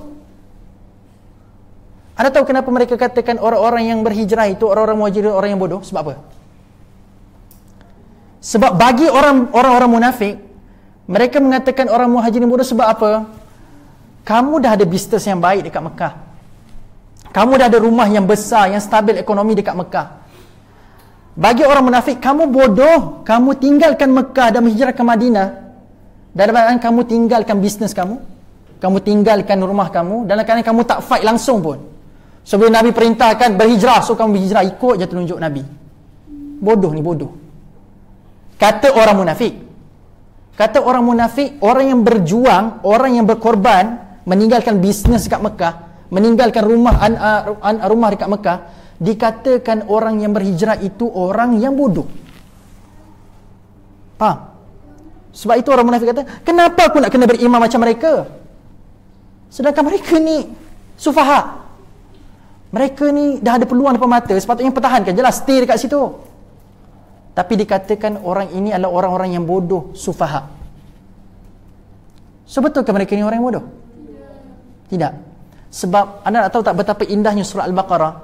Allah nak ceritakan barang siapa yang berkorban, Allah nak bagi tahu. Selepas ini kita akan sampai cerita pasal Nabi Ibrahim. Dalam surah ini ada cerita pasal Nabi Ibrahim. Bila saya nak tanya pada anda semua yang hadir pada hari ini, bila sebut pasal Nabi Ibrahim, what the first thing come to your mind buat Nabi Ibrahim? Ikhlas. Ikhlas. Berani. Ya ke? Kalau saya bila dengar pasal Nabi Ibrahim, the first thing come to my mind adalah berkorban. Pasal korban. The first thing come to my mind lepas saya sebut pasal Nabi Ibrahim, saya akan teringat peristiwa korban masa tu. Kalau saya lah, saya tak tahu pada apa sekalian, saya akan ingat peristiwa korban, dan berkorban itu simbolik pada Nabi Ibrahim. Maka ketahuilah, Allah nak bagi tahu orang-orang yang berhijrah ini mereka tidak bodoh. Tapi sebaliknya mereka ini adalah generasi yang sama macam Nabi Ibrahim AS, yang melazimi pengorbanan dalam agama. So orang yang berkorban untuk agama dan kepentingan agama dalam dirinya, mereka telah mewarisi semangat yang ada pada Nabi Ibrahim AS. Maka saat orang munafik mendustakan ataupun mengatakan orang muhajirin ini orang yang bodoh, maka Allah sendiri menjawab dalam surah yang sama, mereka tidak bodoh. Sebaliknya, mereka ini meneladani apa yang Nabi Ibrahim buat, iaitu berkorban untuk agama. Maka adakah kamu nak declare Nabi Ibrahim juga bodoh? Gitu lah. So mereka sedap mereka membodohkan orang lain. Padahal ini semua alasan. So simptom yang keberapa orang munafik saya sebut tadi? Dah keberapa dah? Simptom yang ketiga adalah mereka ini kerap memberikan alasan, khususnya dalam bab beragama. Kerap memberikan alasan, suka beralasan, khususnya perkara-perkara yang melibatkan agama. Ini antaranya. So yang teruk lagi adalah dalam babak ini, dalam ayat ini, mereka berikan alasan sampai tahap mereka character assassination. Tahu character assassination? Mereka sampai tahap membunuh karakter orang-orang muhajirin. Mereka boleh tuding jari pula pada orang muhajirin. Kenapa kau nak ikut orang bodoh macam ni? Nampak? Jadi dalam surah yang sama Allah membetulkan balik dia punya perception. Mereka tidak bodoh, sebaliknya mereka meneladani apa yang Nabi Ibrahim buat, iaitu mereka berkorban untuk agama. Ala innahum sufaha walakin la ya'lamun. Anda bayangkan sahabat-sahabat ketika ini, Bila dengar orang munafik kata mereka ini orang yang bodoh, sahabat-sahabat orang yang bodoh ketika ini, kalau anda, saya letakkan diri anda sebagai orang yang muhajirin yang mendengar kata-kata daripada orang munafik ini. Mereka orang munafik ini mengatakan kita semua ni orang yang bodoh. Anda rasa apa? What do you feel? Sedih? Sedih tak? Mesti katakan sedih. Ataupun paling kurang anda akan defend diri anda. Oh, saya tak bodoh. Kan? Macam tu kan anda defend. Macam-macam cara lah anda akan defend. Saya tak bodoh. Kadang-kadang anda akan gunakan hujah-hujah yang memaparkan anda ni seorang yang sangat bijak. Kadang-kadang kita pertahankan diri kita. Tapi dalam ayat ini, tak perlu pun sahabat respon perkataan yang datang daripada mulut orang munafik ini. Cukup Allah respon, ala innahum humus sufaha walakin la ya'lamun. Ketahuilah sesungguhnya mereka lah orang yang bodoh. Nampak? So saat mereka menyangkakan orang muhajirin bodoh, sahabat-sahabat tak perlu jawab pun. Orang yang berkorban ini tak perlu jawab pun balik. Tapi Allah sendiri yang tolong jawab. No, mereka tidak bodoh. Sebaliknya, orang yang bercakap orang itu bodoh, itulah orang yang bodoh sebenarnya. Okay? Kenapa saya rasa macam segan nak sebut kata bodoh? Rasa macam awkward sangat. Okay? So jelas ayat ke-13. Ada soalan setakat ni? Tak ada ya? Kita teruskan. Wa idza lakul ladzina amanu qalu amanna wa idza khalau ila syayatinihim qalu inna ma'akum innama nahnu mustahzi'un. Dan apabila mereka bertemu dengan orang-orang yang beriman, mereka berkata apa? So bila mana mereka bertemu dengan orang yang beriman, orang munafik ini, mereka berkata apa benda? Kami telah beriman. Dan manakala mereka kembali kepada syaitan-syaitan mereka, saat mereka kembali kepada syaitan-syaitan ataupun bertemu dengan orang-orang yang bukan beriman, mereka tidak beriman, mereka kata apa benda? Sesungguhnya kami tetap bersama kamu. So nak kata depan orang mukmin, mereka kata aku bersama dengan kamu. Tapi depan orang-orang yang tidak beriman, mereka kata no, aku just olok-olok je. Faham? Nak kata betapa dustanya orang-orang munafik. Now saya nak datangkan satu lagi keindahan bahasa Quran. Munafik datang daripada perkataan apa? Nafaqah. Nafaqah ni maksud dia apa benda nafaqah? Nafaqah ini maksudnya dua lubang biawak. Lubang biawak maksudnya. Nafaqah maksudnya lubang biawak. Lubang biawak. Kebetulan dekat tanah Arab, biawak ini kalau anda perasan, dia tak akan gali satu je lubang. Dia akan gali dua lubang bila tadi nak menyorokkan dirinya. Sebab kalau orang ancam satu lubang, dia akan cari lubang yang lain untuk dia keluar. Ini adalah kelebihan biawak di tanah Arab. So dia akan gali dua lubang. So kenapa munafik? Sebab apa? Bila tadi dia masukkan satu lubang ni, bila tanda tak selamat, dia keluar lagi ikut lubang lain. Nampak? Sebab itu jadi munafik. Nafaqah ini maksudnya lubang biawak. Jadi bila dikatakan munafik, seolah-olah macam tindakan biawak tu. And then saya nak ambil terjemahan daripada nafaqah ini dengan ayat saya akan ceritakan selepas ini, iaitu yang ini. Allahu yastahzi'u bihim wa yamudduhum fi tughyanihim ya'mahun. Anda nak tahu tak? Saat orang munafik ini merasakan mereka dah berjaya, sebab bila time satu lubang, bila time masuk dekat orang beriman ni, bila mereka dah terancam, mereka pun pergi pada orang kafir, keluar ikut satu lubang lagi. Tapi anda bayangkan, Allah tak pernah kisah pun kamu nak buat apa. Bahkan Allah kata, kamu nak gali sangat kan, saya nak ambil istilah orang munafik ni yang pasal gali lubang tadi. Kamu nak gali sangat kan lubang tu dalam kan, meh aku tolong bantu. Allah bagi tahu nanti, kamu dalam orang-orang munafik ini, kamu merasakan kamu nak menyembunyikan kamu punya kekufuran dalam hati kamu ni, kamu nak sembunyikan dalam lagi dalam. Tapi Allah kata, kamu tak perlu berusaha keras, aku akan tolong kamu. Tolong gali lagi dalam lagi. Sampai tahap nanti bila kamu dah dalam lagi dalam, sembunyikan kekufuran kamu di sebalik kamu punya kebaikan, sampai tahap kamu tak jumpa lagi jalan keluar. Faham? Maksudnya orang munafik ini, bila time Allah dah berang sangat dengan dia menyembunyikan kekufuran, mewajahkan kebaikan depan orang ramai, mereka sembunyikan dalam. Akhirnya Allah kata, aku tolong bantu bagi lagi dalam lagi. So by the end, sampai tahap bila time kamu dah tersedar, kamu dah tak jumpa jalan keluar. Barangkali kalau kamu nak keluar sekalipun, kamu akan ambil masa yang tersangat-sangat lama untuk kembali pada jalan yang benar. So ini ayat dia. Walladzina wa idza laqul ladzina amanu qalu amanna wa idza khala syayatin. So nak kata depan orang yang tidak beriman, dia kata aku bersama dengan kamu. Depan orang beriman, aku bersama dengan kamu. So bila time Islam terancam, dia pergi alik orang tidak beriman. Bila time golongan orang tidak beriman terancam, dia pergi pelik pada orang yang beriman. Betapa orang kata apa benda? Apa istilah yang lebih tepat kita gunakan? Betapa hipokritnya mereka. Betapa hipokritnya mereka ini. So hati-hati dengan orang-orang munafik. Okay. So tadilah saya kata tadi, Allahu yastahzi'u bihim wa yamudduhum fi tughyanihim ya'mahun. Saya teruja nak kongsi dengan ayat ni pada sekalian. Sebab apa? Pertama sekali adalah perkataan ya'mahun tu. Yang seterusnya apa benda saya syarahkan tadi, nafaqah inilah lubang biawak tu. So bila time mereka menyangkakan mereka memperolok-olokkan Allah, tapi Allah kata Allah akan memperolok-olokkan balik mereka. Saat mereka rasakan mereka dah menang, menyembunyikan kekufuran dalam hati mereka, tetapi luarannya berbeza. Tapi Allah kata, di saat kamu merasakan kamu telah memperolokkan agama aku, tapi beware, at the same time, kamu sendiri akan diolok-olokkan oleh Allah. Maka apa yang saya boleh simbolikkan yang diolok-olokkan oleh Allah Ta'ala tu, maksudnya mereka, Allah sendiri akan bantu mereka untuk menggali lubang lebih dalam. Mereka merasakan mereka telah menang, tapi no, Allah sedang merencanakan sesuatu untuk dia. Sampai tahap dia akan jadi apa? Ya'mahun. Apa maksud ya'mahun? Kalau anda baca dekat situ, meraba-raba dalam kesesatan kan. Ya'mahun ni datang daripada perkataan ammaha. Ammaha ini maksud dia apa benda? Saya datang daripada perkataan amiha. Ya'mahun ini datang daripada perkataan amiha.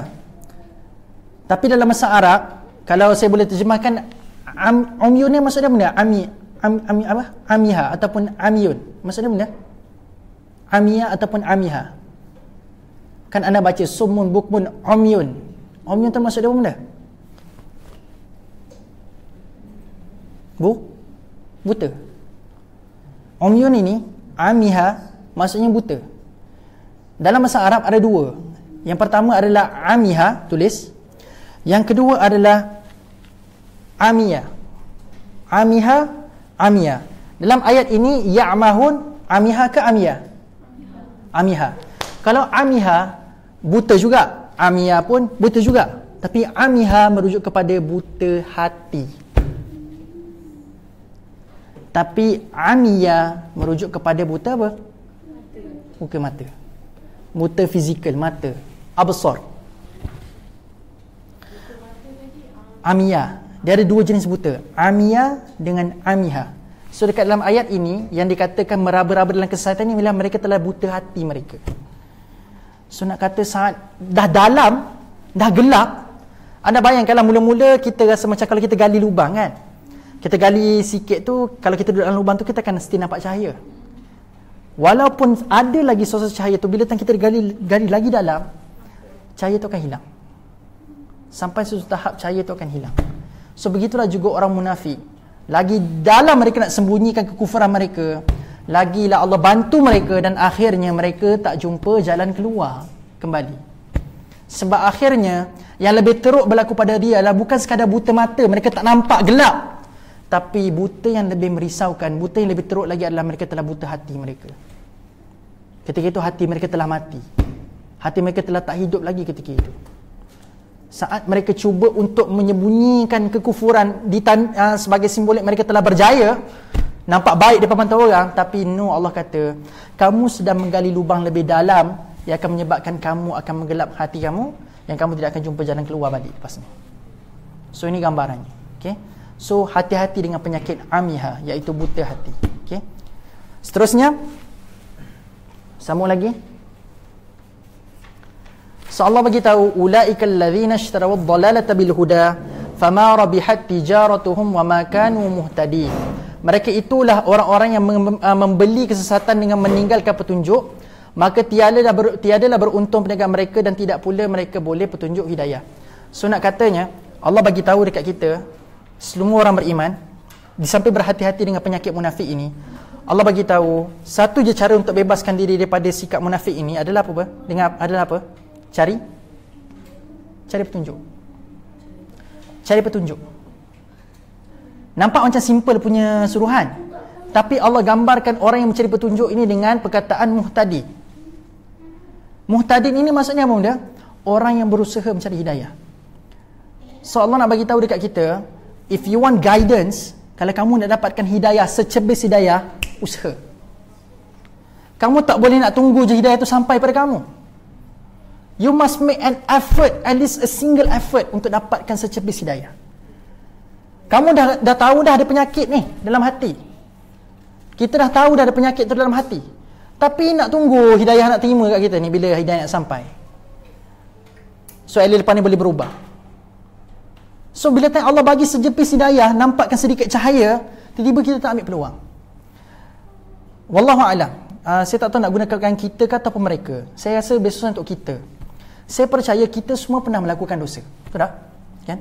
Kita semua pernah melakukan dosa. Dan kadang mungkin ada dosa tu, kadang-kadang kita rasa sukar nak untuk kita buang tabiat buruk tu dalam diri kita. Sukar kita nak buangkan tabiat dosa dalam diri kita. Kadang-kadang pernah tak satu ketika, saya nak tanya, saya rasa saya dan anda semua pernah ada pengalaman ini.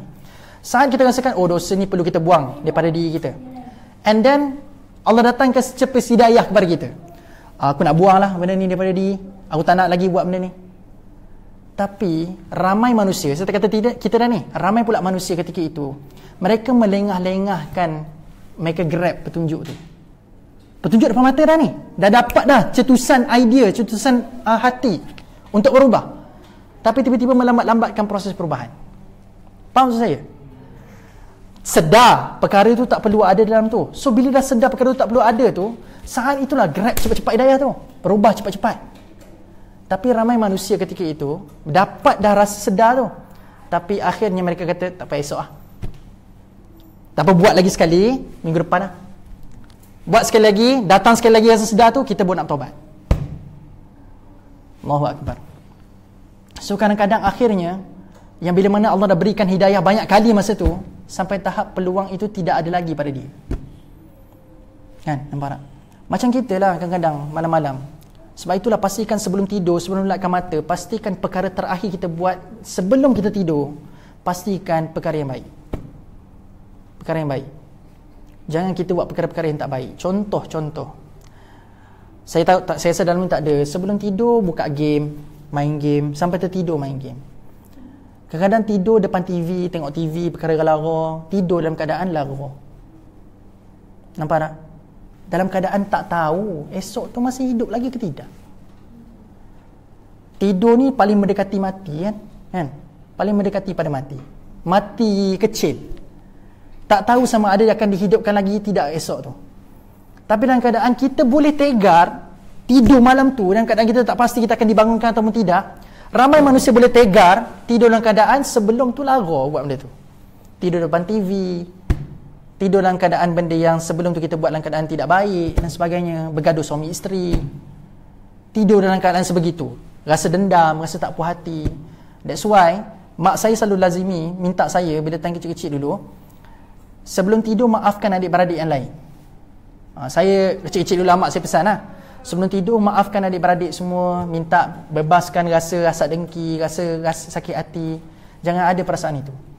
Hatta bergaduh suami isteri malam-malam pun, sebelum tidur tu pastikan buang siap-siap rasa tak puas hati tu. Maafkan je lah, maafkan je. Sebab tak tahu kot dalam keadaan kita sakit hati pada suami, sakit hati pada isteri kita malam tu, dalam keadaan kita tidur malam tu, dan kata sempat kita nak maafkan dia, tak ke gitu yang paling kita sayang sebelum ni. Nampak? Tak kira lah suami isteri ke, adik-beradik ke, just maafkan lah sekalian. Tak rugi pun memaafkan ni, bahkan pahala diberikan kepada mereka yang memaafkan. Okay? So hati-hati. Nak katanya mereka ini dahlah sesat, dan bila Allah berikan petunjuk hidayah pada mereka ini, mereka tak grab peluang tu. Sampai tahap tuan-tuan sekalian, yang ni ada lagi sentap lagi. Sebab tu saya takut nak cerita pasal surah ni, pasal ayat ni 8-21 ni. Dan Allah cerita pasal kegurunan, bagaimana liciknya penyakit-penyakit orang-orang munafik ini. Allah buat dua perumpamaan tau. Allah tutup cerita pasal orang munafik dalam surah Al-Baqarah dengan meninggalkan dua perumpamaan yang sangat-sangat orang kata apa, sangat-sangat sentap kepada kita.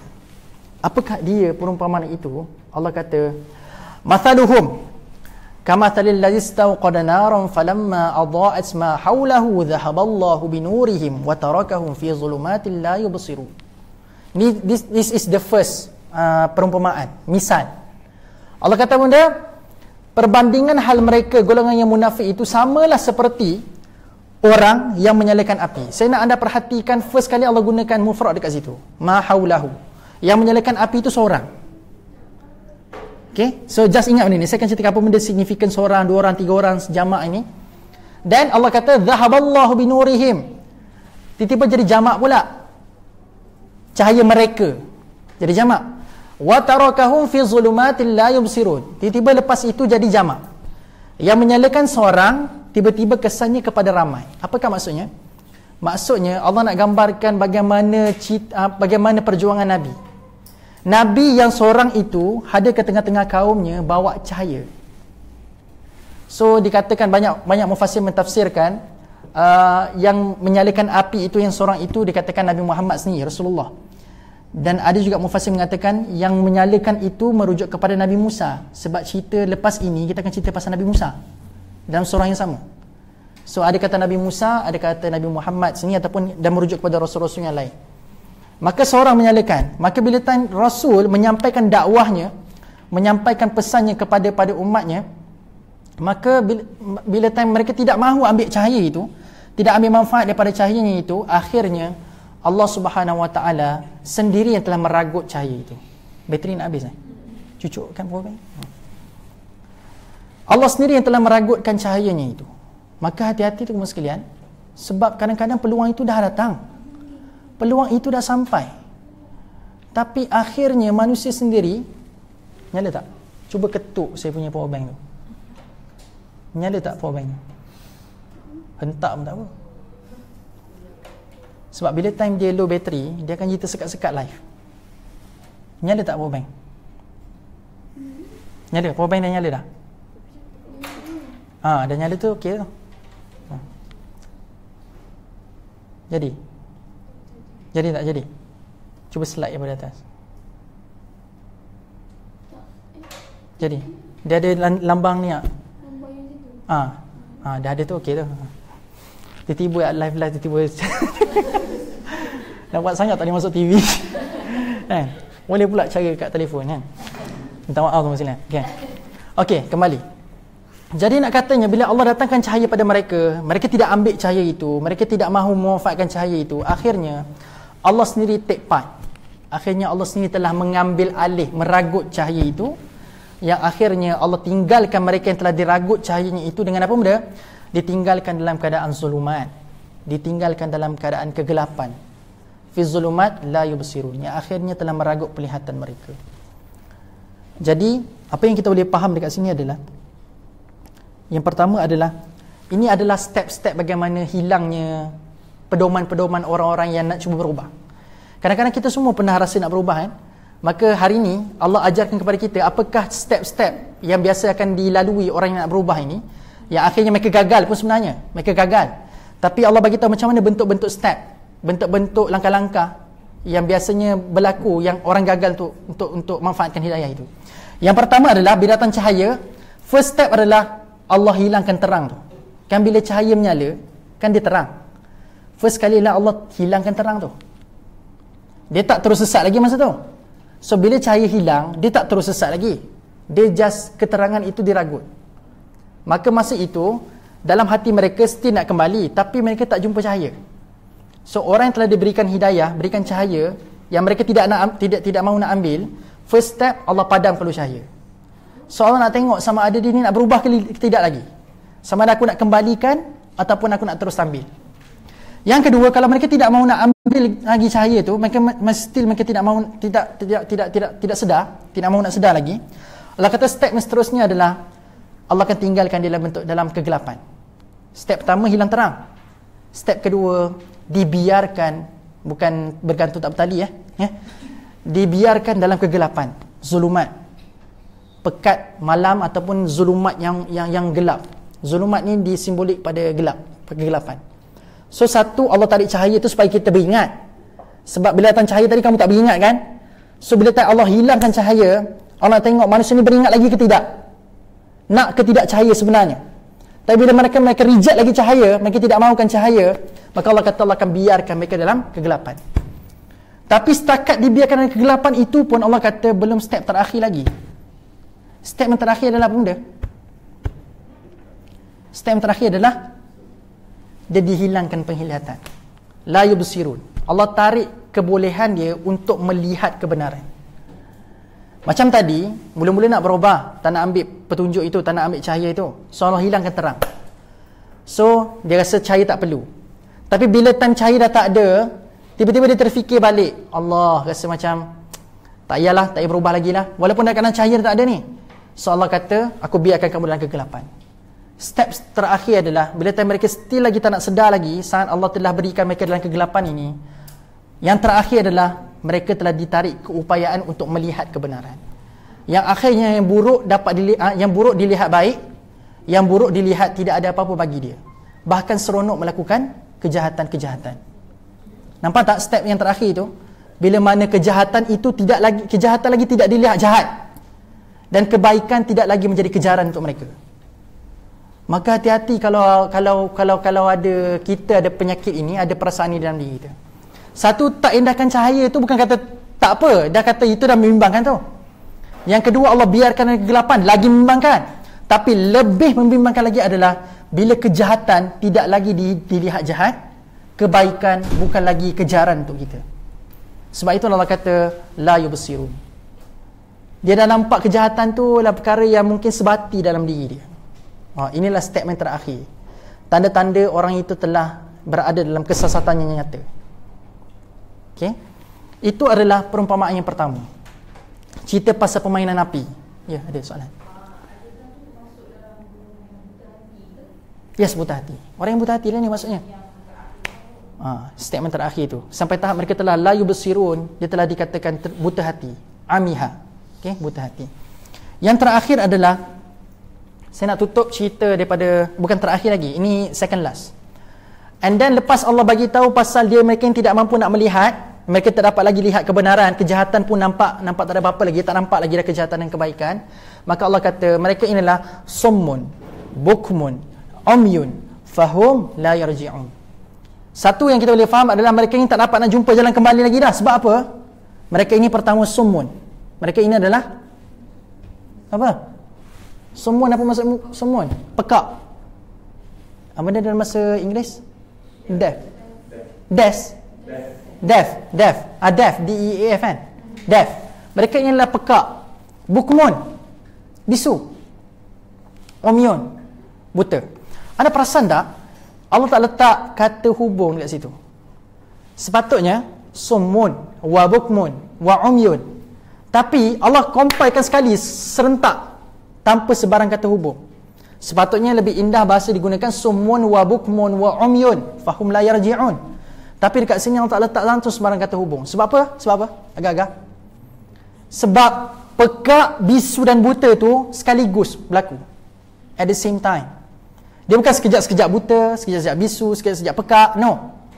Bila Allah sekalikan tanpa sebarang kata hubung dekat situ, which mean dia nya pekak, dia bisu, dia buta dalam masa yang sama. Nampak? Sebab itulah Allah tanpa sebarang ragu-ragu meletakkan fakta fahum la yarji'un. Bila mana serentak berlaku mereka ni pekak, mereka ni buta, mereka ni bisu, tidak ada keraguan, mereka tidak akan dapat jumpa jalan kembali. Kadang-kadang bila kita buta, bukan kita lah, kalau manusia itu buta, kalau dia nak cari petunjuk, nak cari jalan, dia mungkin boleh harapkan lagi pendengaran, tuan. Mungkin dapat dengar bunyi, so dia pergi arah bunyi.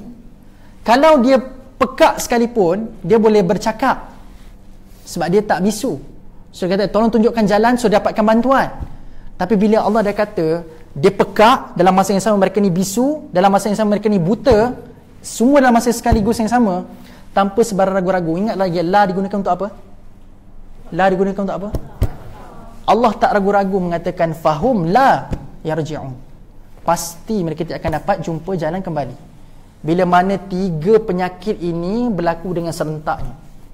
So pendengarannya pun dah tidak boleh lagi diharap, penglihatannya pun masih lagi tidak boleh diharap, dan juga apa lagi? Kata-katanya pun tidak lagi boleh diharap. Yang akhirnya Allah kata mereka tidak akan dapat kembali. Ini adalah perumpamaan yang pertama. Perumpamaan yang kedua yang menjadi penutup bagi cerita pasal munafik ini, sebelum saya konklusikan, Allah kata au qasayyibin minas sama' fihi zulumatun wa ra'du wa barq yaj'aluna asabi'ahum fi adhanihim minas sawa'iqi hadaral maut wallahu muhitun bil kafirin. Saya sekali kan, sebab masa dah tak banyak. Yakadul barqu yakhtafu absarahum, sampai habis. Cerita ayat 19 dan 20 ini Allah nak ceritakan pasal apa? Perumpamaan kedua orang-orang yang munafik ini. Perumpamaan yang pertama tadi cerita pasal apa? Pasal api. Tapi perumpamaan kedua ni cerita pasal guruh kilat peti. Nak katanya apa?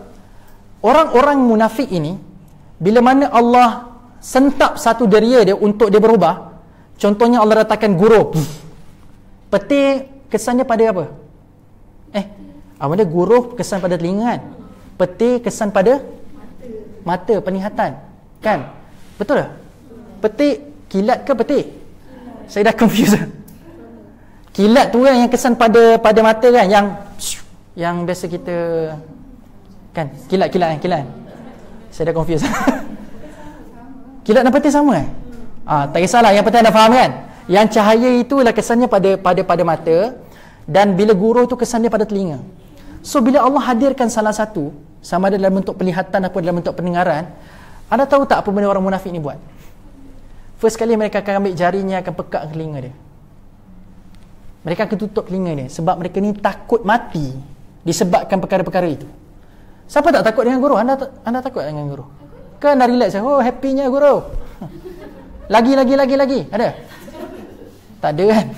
So anda pun berhati-hati bila nampak kilat. Kadang-kadang nampak peti depan mata kita, kan berhati-hati kan. Kadang-kadang ada kan anda seronok tengok peti, dia kata, tolong muncul depan mata aku sekarang, depan mata. Okay, 1, 2, 3, ada? Tak ada kan? Macam flash kamera tu tak ada kan? Kita tak suka benda tu, bahkan itu natural, kita takut dengan benda ni. Tetapi anda bayangkan orang munafik tebal tak tebal hatinya. Satu, kadang-kadang Allah letakkan benda tu untuk apa? Untuk kita dekat dengan Allah. Dan Allah sebenarnya nak berikan perumpamaan, inilah jalan Islam. Bila kamu berada dalam jalan agama, kamu akan ditimpakan rasa susah.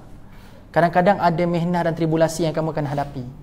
Tetapi Allah ajar hadapi benda tu dengan iman. Bukannya kamu pekakkan telinga dan butakan mata, kamu tak tengok benda tu. Anda bayangkan orang munafik ini, Allah berikan peringatan kepada dia, Allah berikan hardship pada dia, kesusahan pada dia. Dia buat apa tau? Mereka tidak cuba minta pertolongan dengan Allah untuk berikan kekuatan untuk hadapi benda ni. Sebaliknya mereka tutup mata, mereka pejam, mereka tutupkan telinga. Mereka just consider nothing happen. Tebal tak tebal hati mereka ini, orang-orang munafik ini. Mereka katakan pada luarannya mereka katakan mereka beriman. Tapi bila Allah berikan kesusahan dalam hidupnya, tiba-tiba mereka tahu mereka tak mampu nak buat benda tu, tapi tebalnya hati mereka ni, mereka tak kembali pada Allah. Sebaliknya mereka kata nothing is happen. Mereka pekakkan telinga mereka dengan sumbatkan kedua-dua jari mereka ke dalam telinga, mereka pejamkan mata mereka, tapi mereka tidak kembali pada Allah. So dalam keadaan kita melalui jalan Islam, jalan agama, dengan guruh yang berlaku, dengan peti yang berlaku, sepatutnya kita lebih dekat dengan Allah. Tapi orang munafik, mereka tak dekat dengan diri dengan Allah. Mereka pilih untuk masih lagi bergantung harap pada kudrat dia. Nothing happen. Nampak tak? Ini tanda hati yang dah mati. Tengok.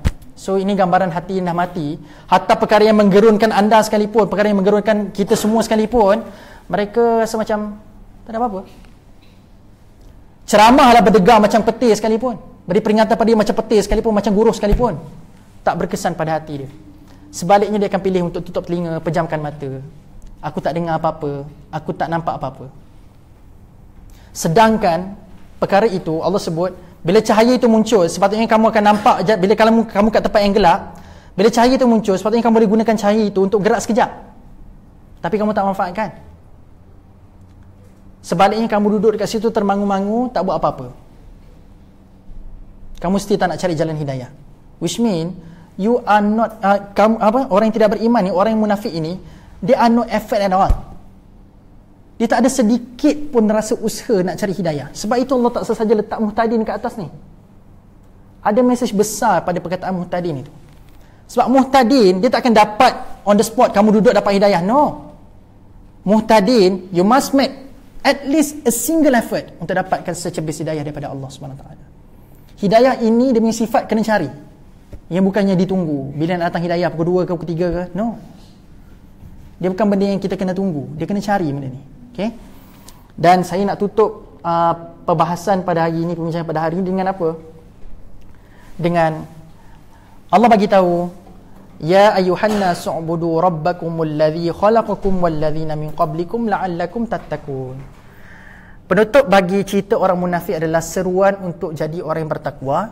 Tapi sebelum menjadi orang yang bertakwa, Allah suruh kita ubudu. Apa maksud ubudu? Ubudu rabbakum. Mengabdikan diri pada Allah. Anda ingat tak surah sebelum ni surah apa? Surah Al-Fatihah kan? Alhamdulillahirabbil alamin, cerita pasal apa? Bismillahirrahmanirrahim, cerita pasal Allah kan? Alhamdulillahirabbil alamin, cerita pasal hamba ke Allah? Ar-Rahmanir Rahim, Allah ke manusia? Maliki Yaumiddin, Allah ke manusia? Tapi bila first time dalam surah yang sama diwajibkan dalam solat, Allah wujudkan hamba dekat situ. Allah sebut apa benda dekat ayat seterusnya? Iyyaka na'bud wa iyyaka nasta'in. Bila sampai pada perintah untuk ubudu, Allah letakkan link antara hubungan hamba dengan Tuhan. Maka Allah kata kat sini, untuk kamu nak selamatkan diri kamu daripada tergolong pada orang yang kafir ataupun orang munafik, satu je aku nak minta pada kamu orang-orang yang beriman. Tapi kat sini, perasan tak Allah guna annas kat sini? Which mean dekat sekalian manusia aku nak perintahkan kamu. Bukan untuk orang beriman saja, bukan untuk orang yang kafir saja, bukan untuk orang munafik saja. Perintah ini untuk sekalian manusia yang aku ciptakan kat muka bumi ini. Allah kata, u'budu rabbakum. Sembahlah ataupun beribadatlah kamu kepada Tuhan kamu. Allazi khalaqakum, yang telah menciptakan kamu. Wallazina min qablikum la'allakum tattaqun, dan orang-orang yang terdahulu daripada kamu supaya kamu menjadi orang-orang yang bertakwa. So Allah konsisten nak minta kita berdiri ataupun berada dalam line orang yang bertakwa. So jangan offside daripada line ni. Boleh faham maksud offside? Jangan kamu offside daripada line ni. Allah kata ni line dia, kamu stay, jaga line, still on track. Offside ni berlaku time bila tau? Anda pernah tengok bola sepak kan? Offside ni berlaku time bila? Bila anda lebih daripada kawasan jagaan anda. Betul ke saya punya istilah kan? Anda tidak fokus kepada kawasan jagaan anda, dan anda overtake ataupun anda overline daripada kawasan jagaan anda. Kawasan yang telah dihadkan untuk anda kat situ je, tapi anda overline, maka anda offside. So Allah kata jangan kamu belakang daripada line ni, ataupun jangan kamu terlampau ke depan daripada line ni. So still on track, jangan offside. Okay? Dan Allah perintahkan untuk jadi orang yang bertakwa ini satu je. Bukan satulah, banyak lagi. Antaranya adalah sembahlah kamu, beribadatlah kamu kepada Allah Subhanahu Wa Taala yang telah menciptakan kamu. So Allah perintahkan, anda bayangkan bila Allah sebut ya ayyuhallazina amanu, perintah kebanyakannya berat. Allah suruh puasa, pada orang beriman Allah suruh puasa. Allah suruh apa lagi? Salat. Allah suruh apa lagi? Zakat. Bila sebut orang beriman, perintah pada kita mungkin tak berat manalah. Tapi rasa macam berat kan, kena puasa 30 hari bulan Ramadan. Tapi bila sampai ya ayuhan nas, perintahnya ringan je. Dalam bahasa yang sangat umum Allah kata. Sebab apa? Allah nak bagi tahu pada manusia yang yakin aku yang ciptakan kamu, bahawasanya nak beribadat bukan semestinya solat, bukan semestinya menaikkan zakat, bukan semestinya kamu kena berpuasa. Banyak lagi cabang ibadat yang boleh menyebabkan kamu capai takwa ni, yang wajib kamu kena buat. Tapi bila sebut ubudu, aku nak minta kamu beribadat je wahai manusia, which mean ruang kebaikan, ruang amalan sangat-sangat terbuka luas. Anda bayangkan kalau ayat ini ya ayuhan nas, Allah letakkan perintah selepas itu suruh infak harta jalan Allah. Allah suruh solat lepas itu. Barangkali ada kata, oh solat je. Kadang-kadang kita rasa macam berat kadang-kadang dan sebagainya. Tapi Allah kata untuk manusia, aku nak minta kamu beribadat kepada Allah, kepada aku. So macam mana kamu nak beribadat? Macam-macam cara kamu boleh buat. Yang penting sandarkan aku dan yakin akulah Tuhan kamu yang telah menciptakan kamu. Okay? Itu saja untuk hari ini.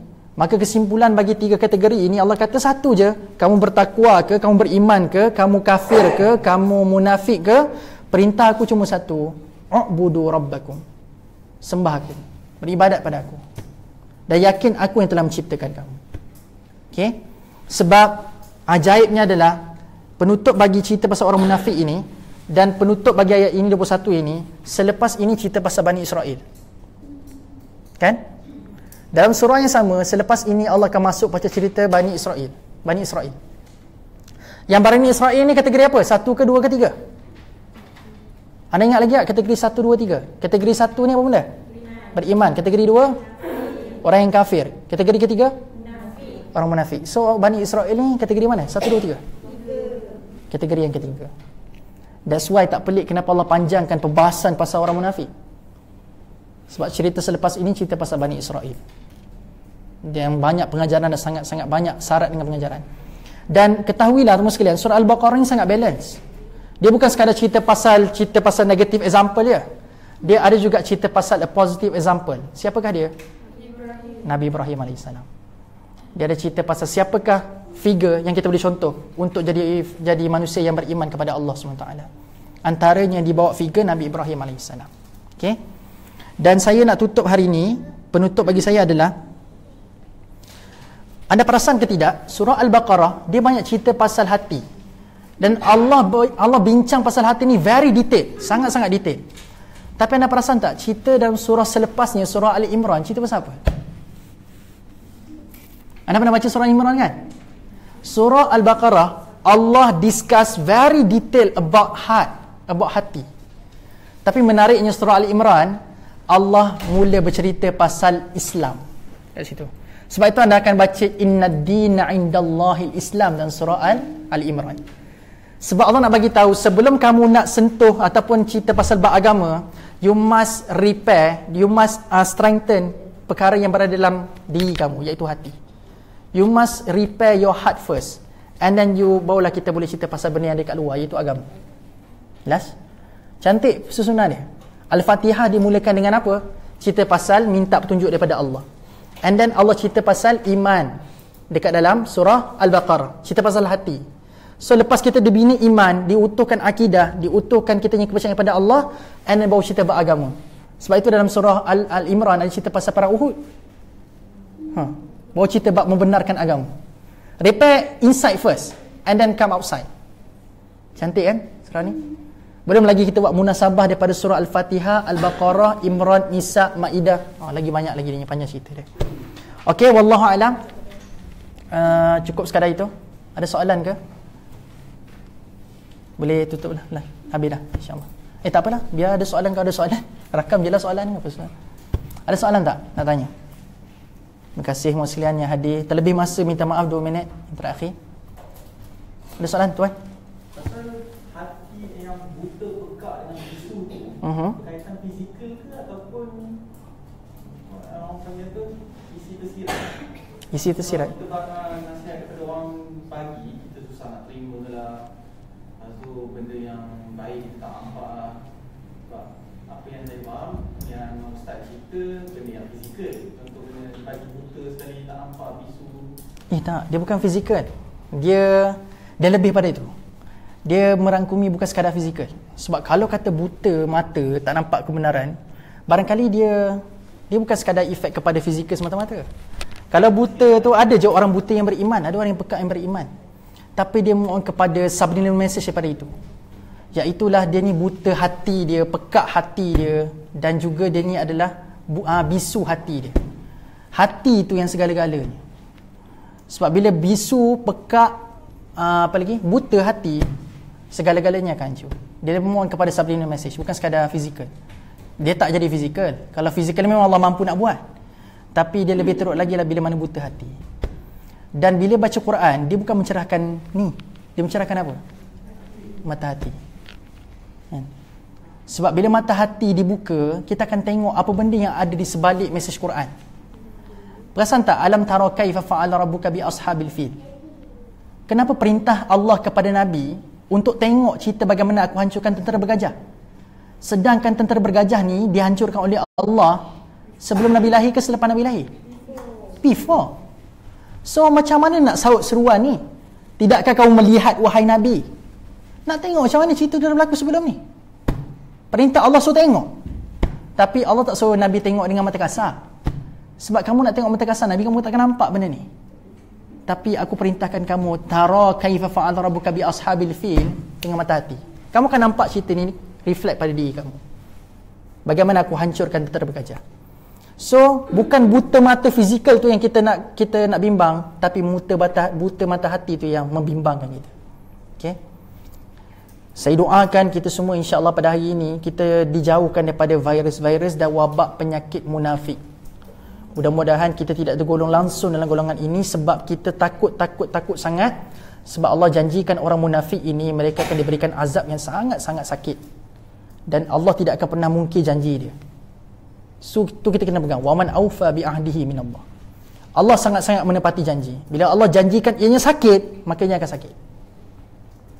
Kadang-kadang bila kita kat dunia ni, bila dia kata aku akan rotan ni, kamu akan sakit. Tapi ada je orang boleh tolerate dengan rotan. Oh tak sakit pun. Pasal nak? Oh dia kata tak sakit pun, saya rasa tak sakit lah benda ni. Semua orang kata oh kena rotan dengan rotan ni rasa sakit. Tapi ada je orang boleh tolerate, tak sakit pun.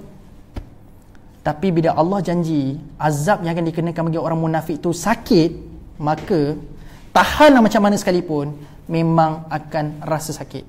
Lebih tepat lagi saya gunakan, bukan orang yang tidak beriman ini, mereka akan continuous rasa sakit.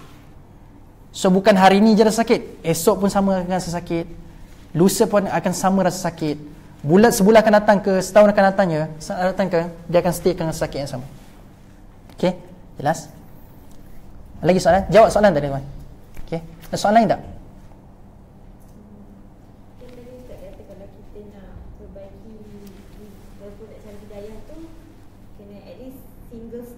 Single step. Adakah cukup macam dengan hanya macam mana usaha kita tu pada doa sahaja? Doa tu perlu mana-mana usaha sekalipun. Apa-apa juga kita nak buat, kita kena doa. Itu tanda kita berserah diri pada Allah Subhanahu Wa Taala. Tanda kita nak harapkan bantuan daripada Allah. Kalau kata sekadar doa tak cukup. Dia mesti cari external factor yang perlu yang boleh membantu kita untuk dapatkan hidayah. Yelah doa tu barangkali cukup. Itu atas kuasa Allah, barangkali dia sekadar berdoa dan Allah akan makbulkan doa dia. Tapi kita kena ingat, kita dapat satu benda yang besar. Tak malu ke kita nak dapat benda yang besar tapi kita usaha kecil? Anda nak dapat massive load of hidayah, tapi anda kata aku dah usaha dah, doa banyak alhamdulillah. Tak malu ke kita pada Allah SWT? You are seeking for the very biggest thing in life, perkara yang akan selamatkan kamu daripada neraka ni. Adakah sekadar kita nak kata doa sudah cukup? Sedangkan Nabi yang lebih banyak berdoa pada kita pun keluar berdakwah di jalan Allah Subhanahu Wa Taala. Sedangkan Nabi yang lagi banyak berdoa pada kita, lebih banyak tahajud daripada kita, Nabi pun sampai tahap bukan sekadar berdoa pada Allah. Nabi ada banyak lagi usaha lain. Nabi menyampaikan dakwah, Nabi menjalankan amar ma'ruf nahi munkar, dan banyak lagi kebaikan Nabi buat lebih daripada kita untuk mengekalkan nikmat hidayah pada dirinya. Apatah lagi kita hamba biasa. Adakah sekadar cukup kita mengatakan aku sudah doa, cukup usaha aku nak dapatkan hidayah daripada Allah? Boleh? Okay. Cukup sekadar tu kot insya-Allah. Kalau ada soalan kita personal lah kalau lepas ni sebab dah terlebih masa. Okey, tak ada soalan Maka cukup sekadar itu sekalian. Terima kasih pada yang hadir pada hari ini. Mudah-mudahan saya doakan perjalanan pulang sekalian dirahmati Allah dan diberikan keselamatan insya-Allah. Terima kasih. Insya-Allah pada hari Khamis ni Ustaz Syahri Ustaz Syahri hari Khamis, dan saya nak promosikan juga esok dekat sini tempat yang sama kami ada joint venture dengan Arba'in Center. Mereka ada buat daurah dekat sini. So kalau anda berminat untuk mengaji hadis, anda boleh hadir ke sini pukul berapa esok saya tak ingat, malam esok, dan ada bayaran lah yang Arba'in Center buat ni kalau anda berminat lah untuk dia pengajian hadis daripada Ustaz Abu Umar kalau anda kenal. Figure di Telaga Biru kalau biasa dengar, Ikon Syabab kalau anda biasa dengar, dia lah orangnya. Okay. So kalau anda berminat nak mengaji hadis boleh hadir dekat sini tapi dengan ada bayaran. Tapi anda boleh kontak nombor tu dekat dalam brosur dekat belakang tu. Takut-takut dah penuh. So anda tanya dulu pada penganjur tu sama ada penuh ke belum. Kalau belum penuh anda boleh daftarkan dan bayar sikit lah. Saya tak ingat berapa bayaran dia. Okay. Jemput hadir esok dan hari Khamis pukul 2 petang dekat sini Ustaz Syahri. Okay. Cukup sekadar itu. Terima kasih pada semua yang hadir sekali lagi. Aku qauli hadza wa astaghfirullahal azim li wa lakum. Assalamualaikum warahmatullahi wabarakatuh. Tasbih kafarah wa salatul asr. Subhanakallah. Bismillahirrahmanirrahim. Lillazina amanu wa amilus solihat. Assalamualaikum warahmatullahi wabarakatuh. Terima kasih semua.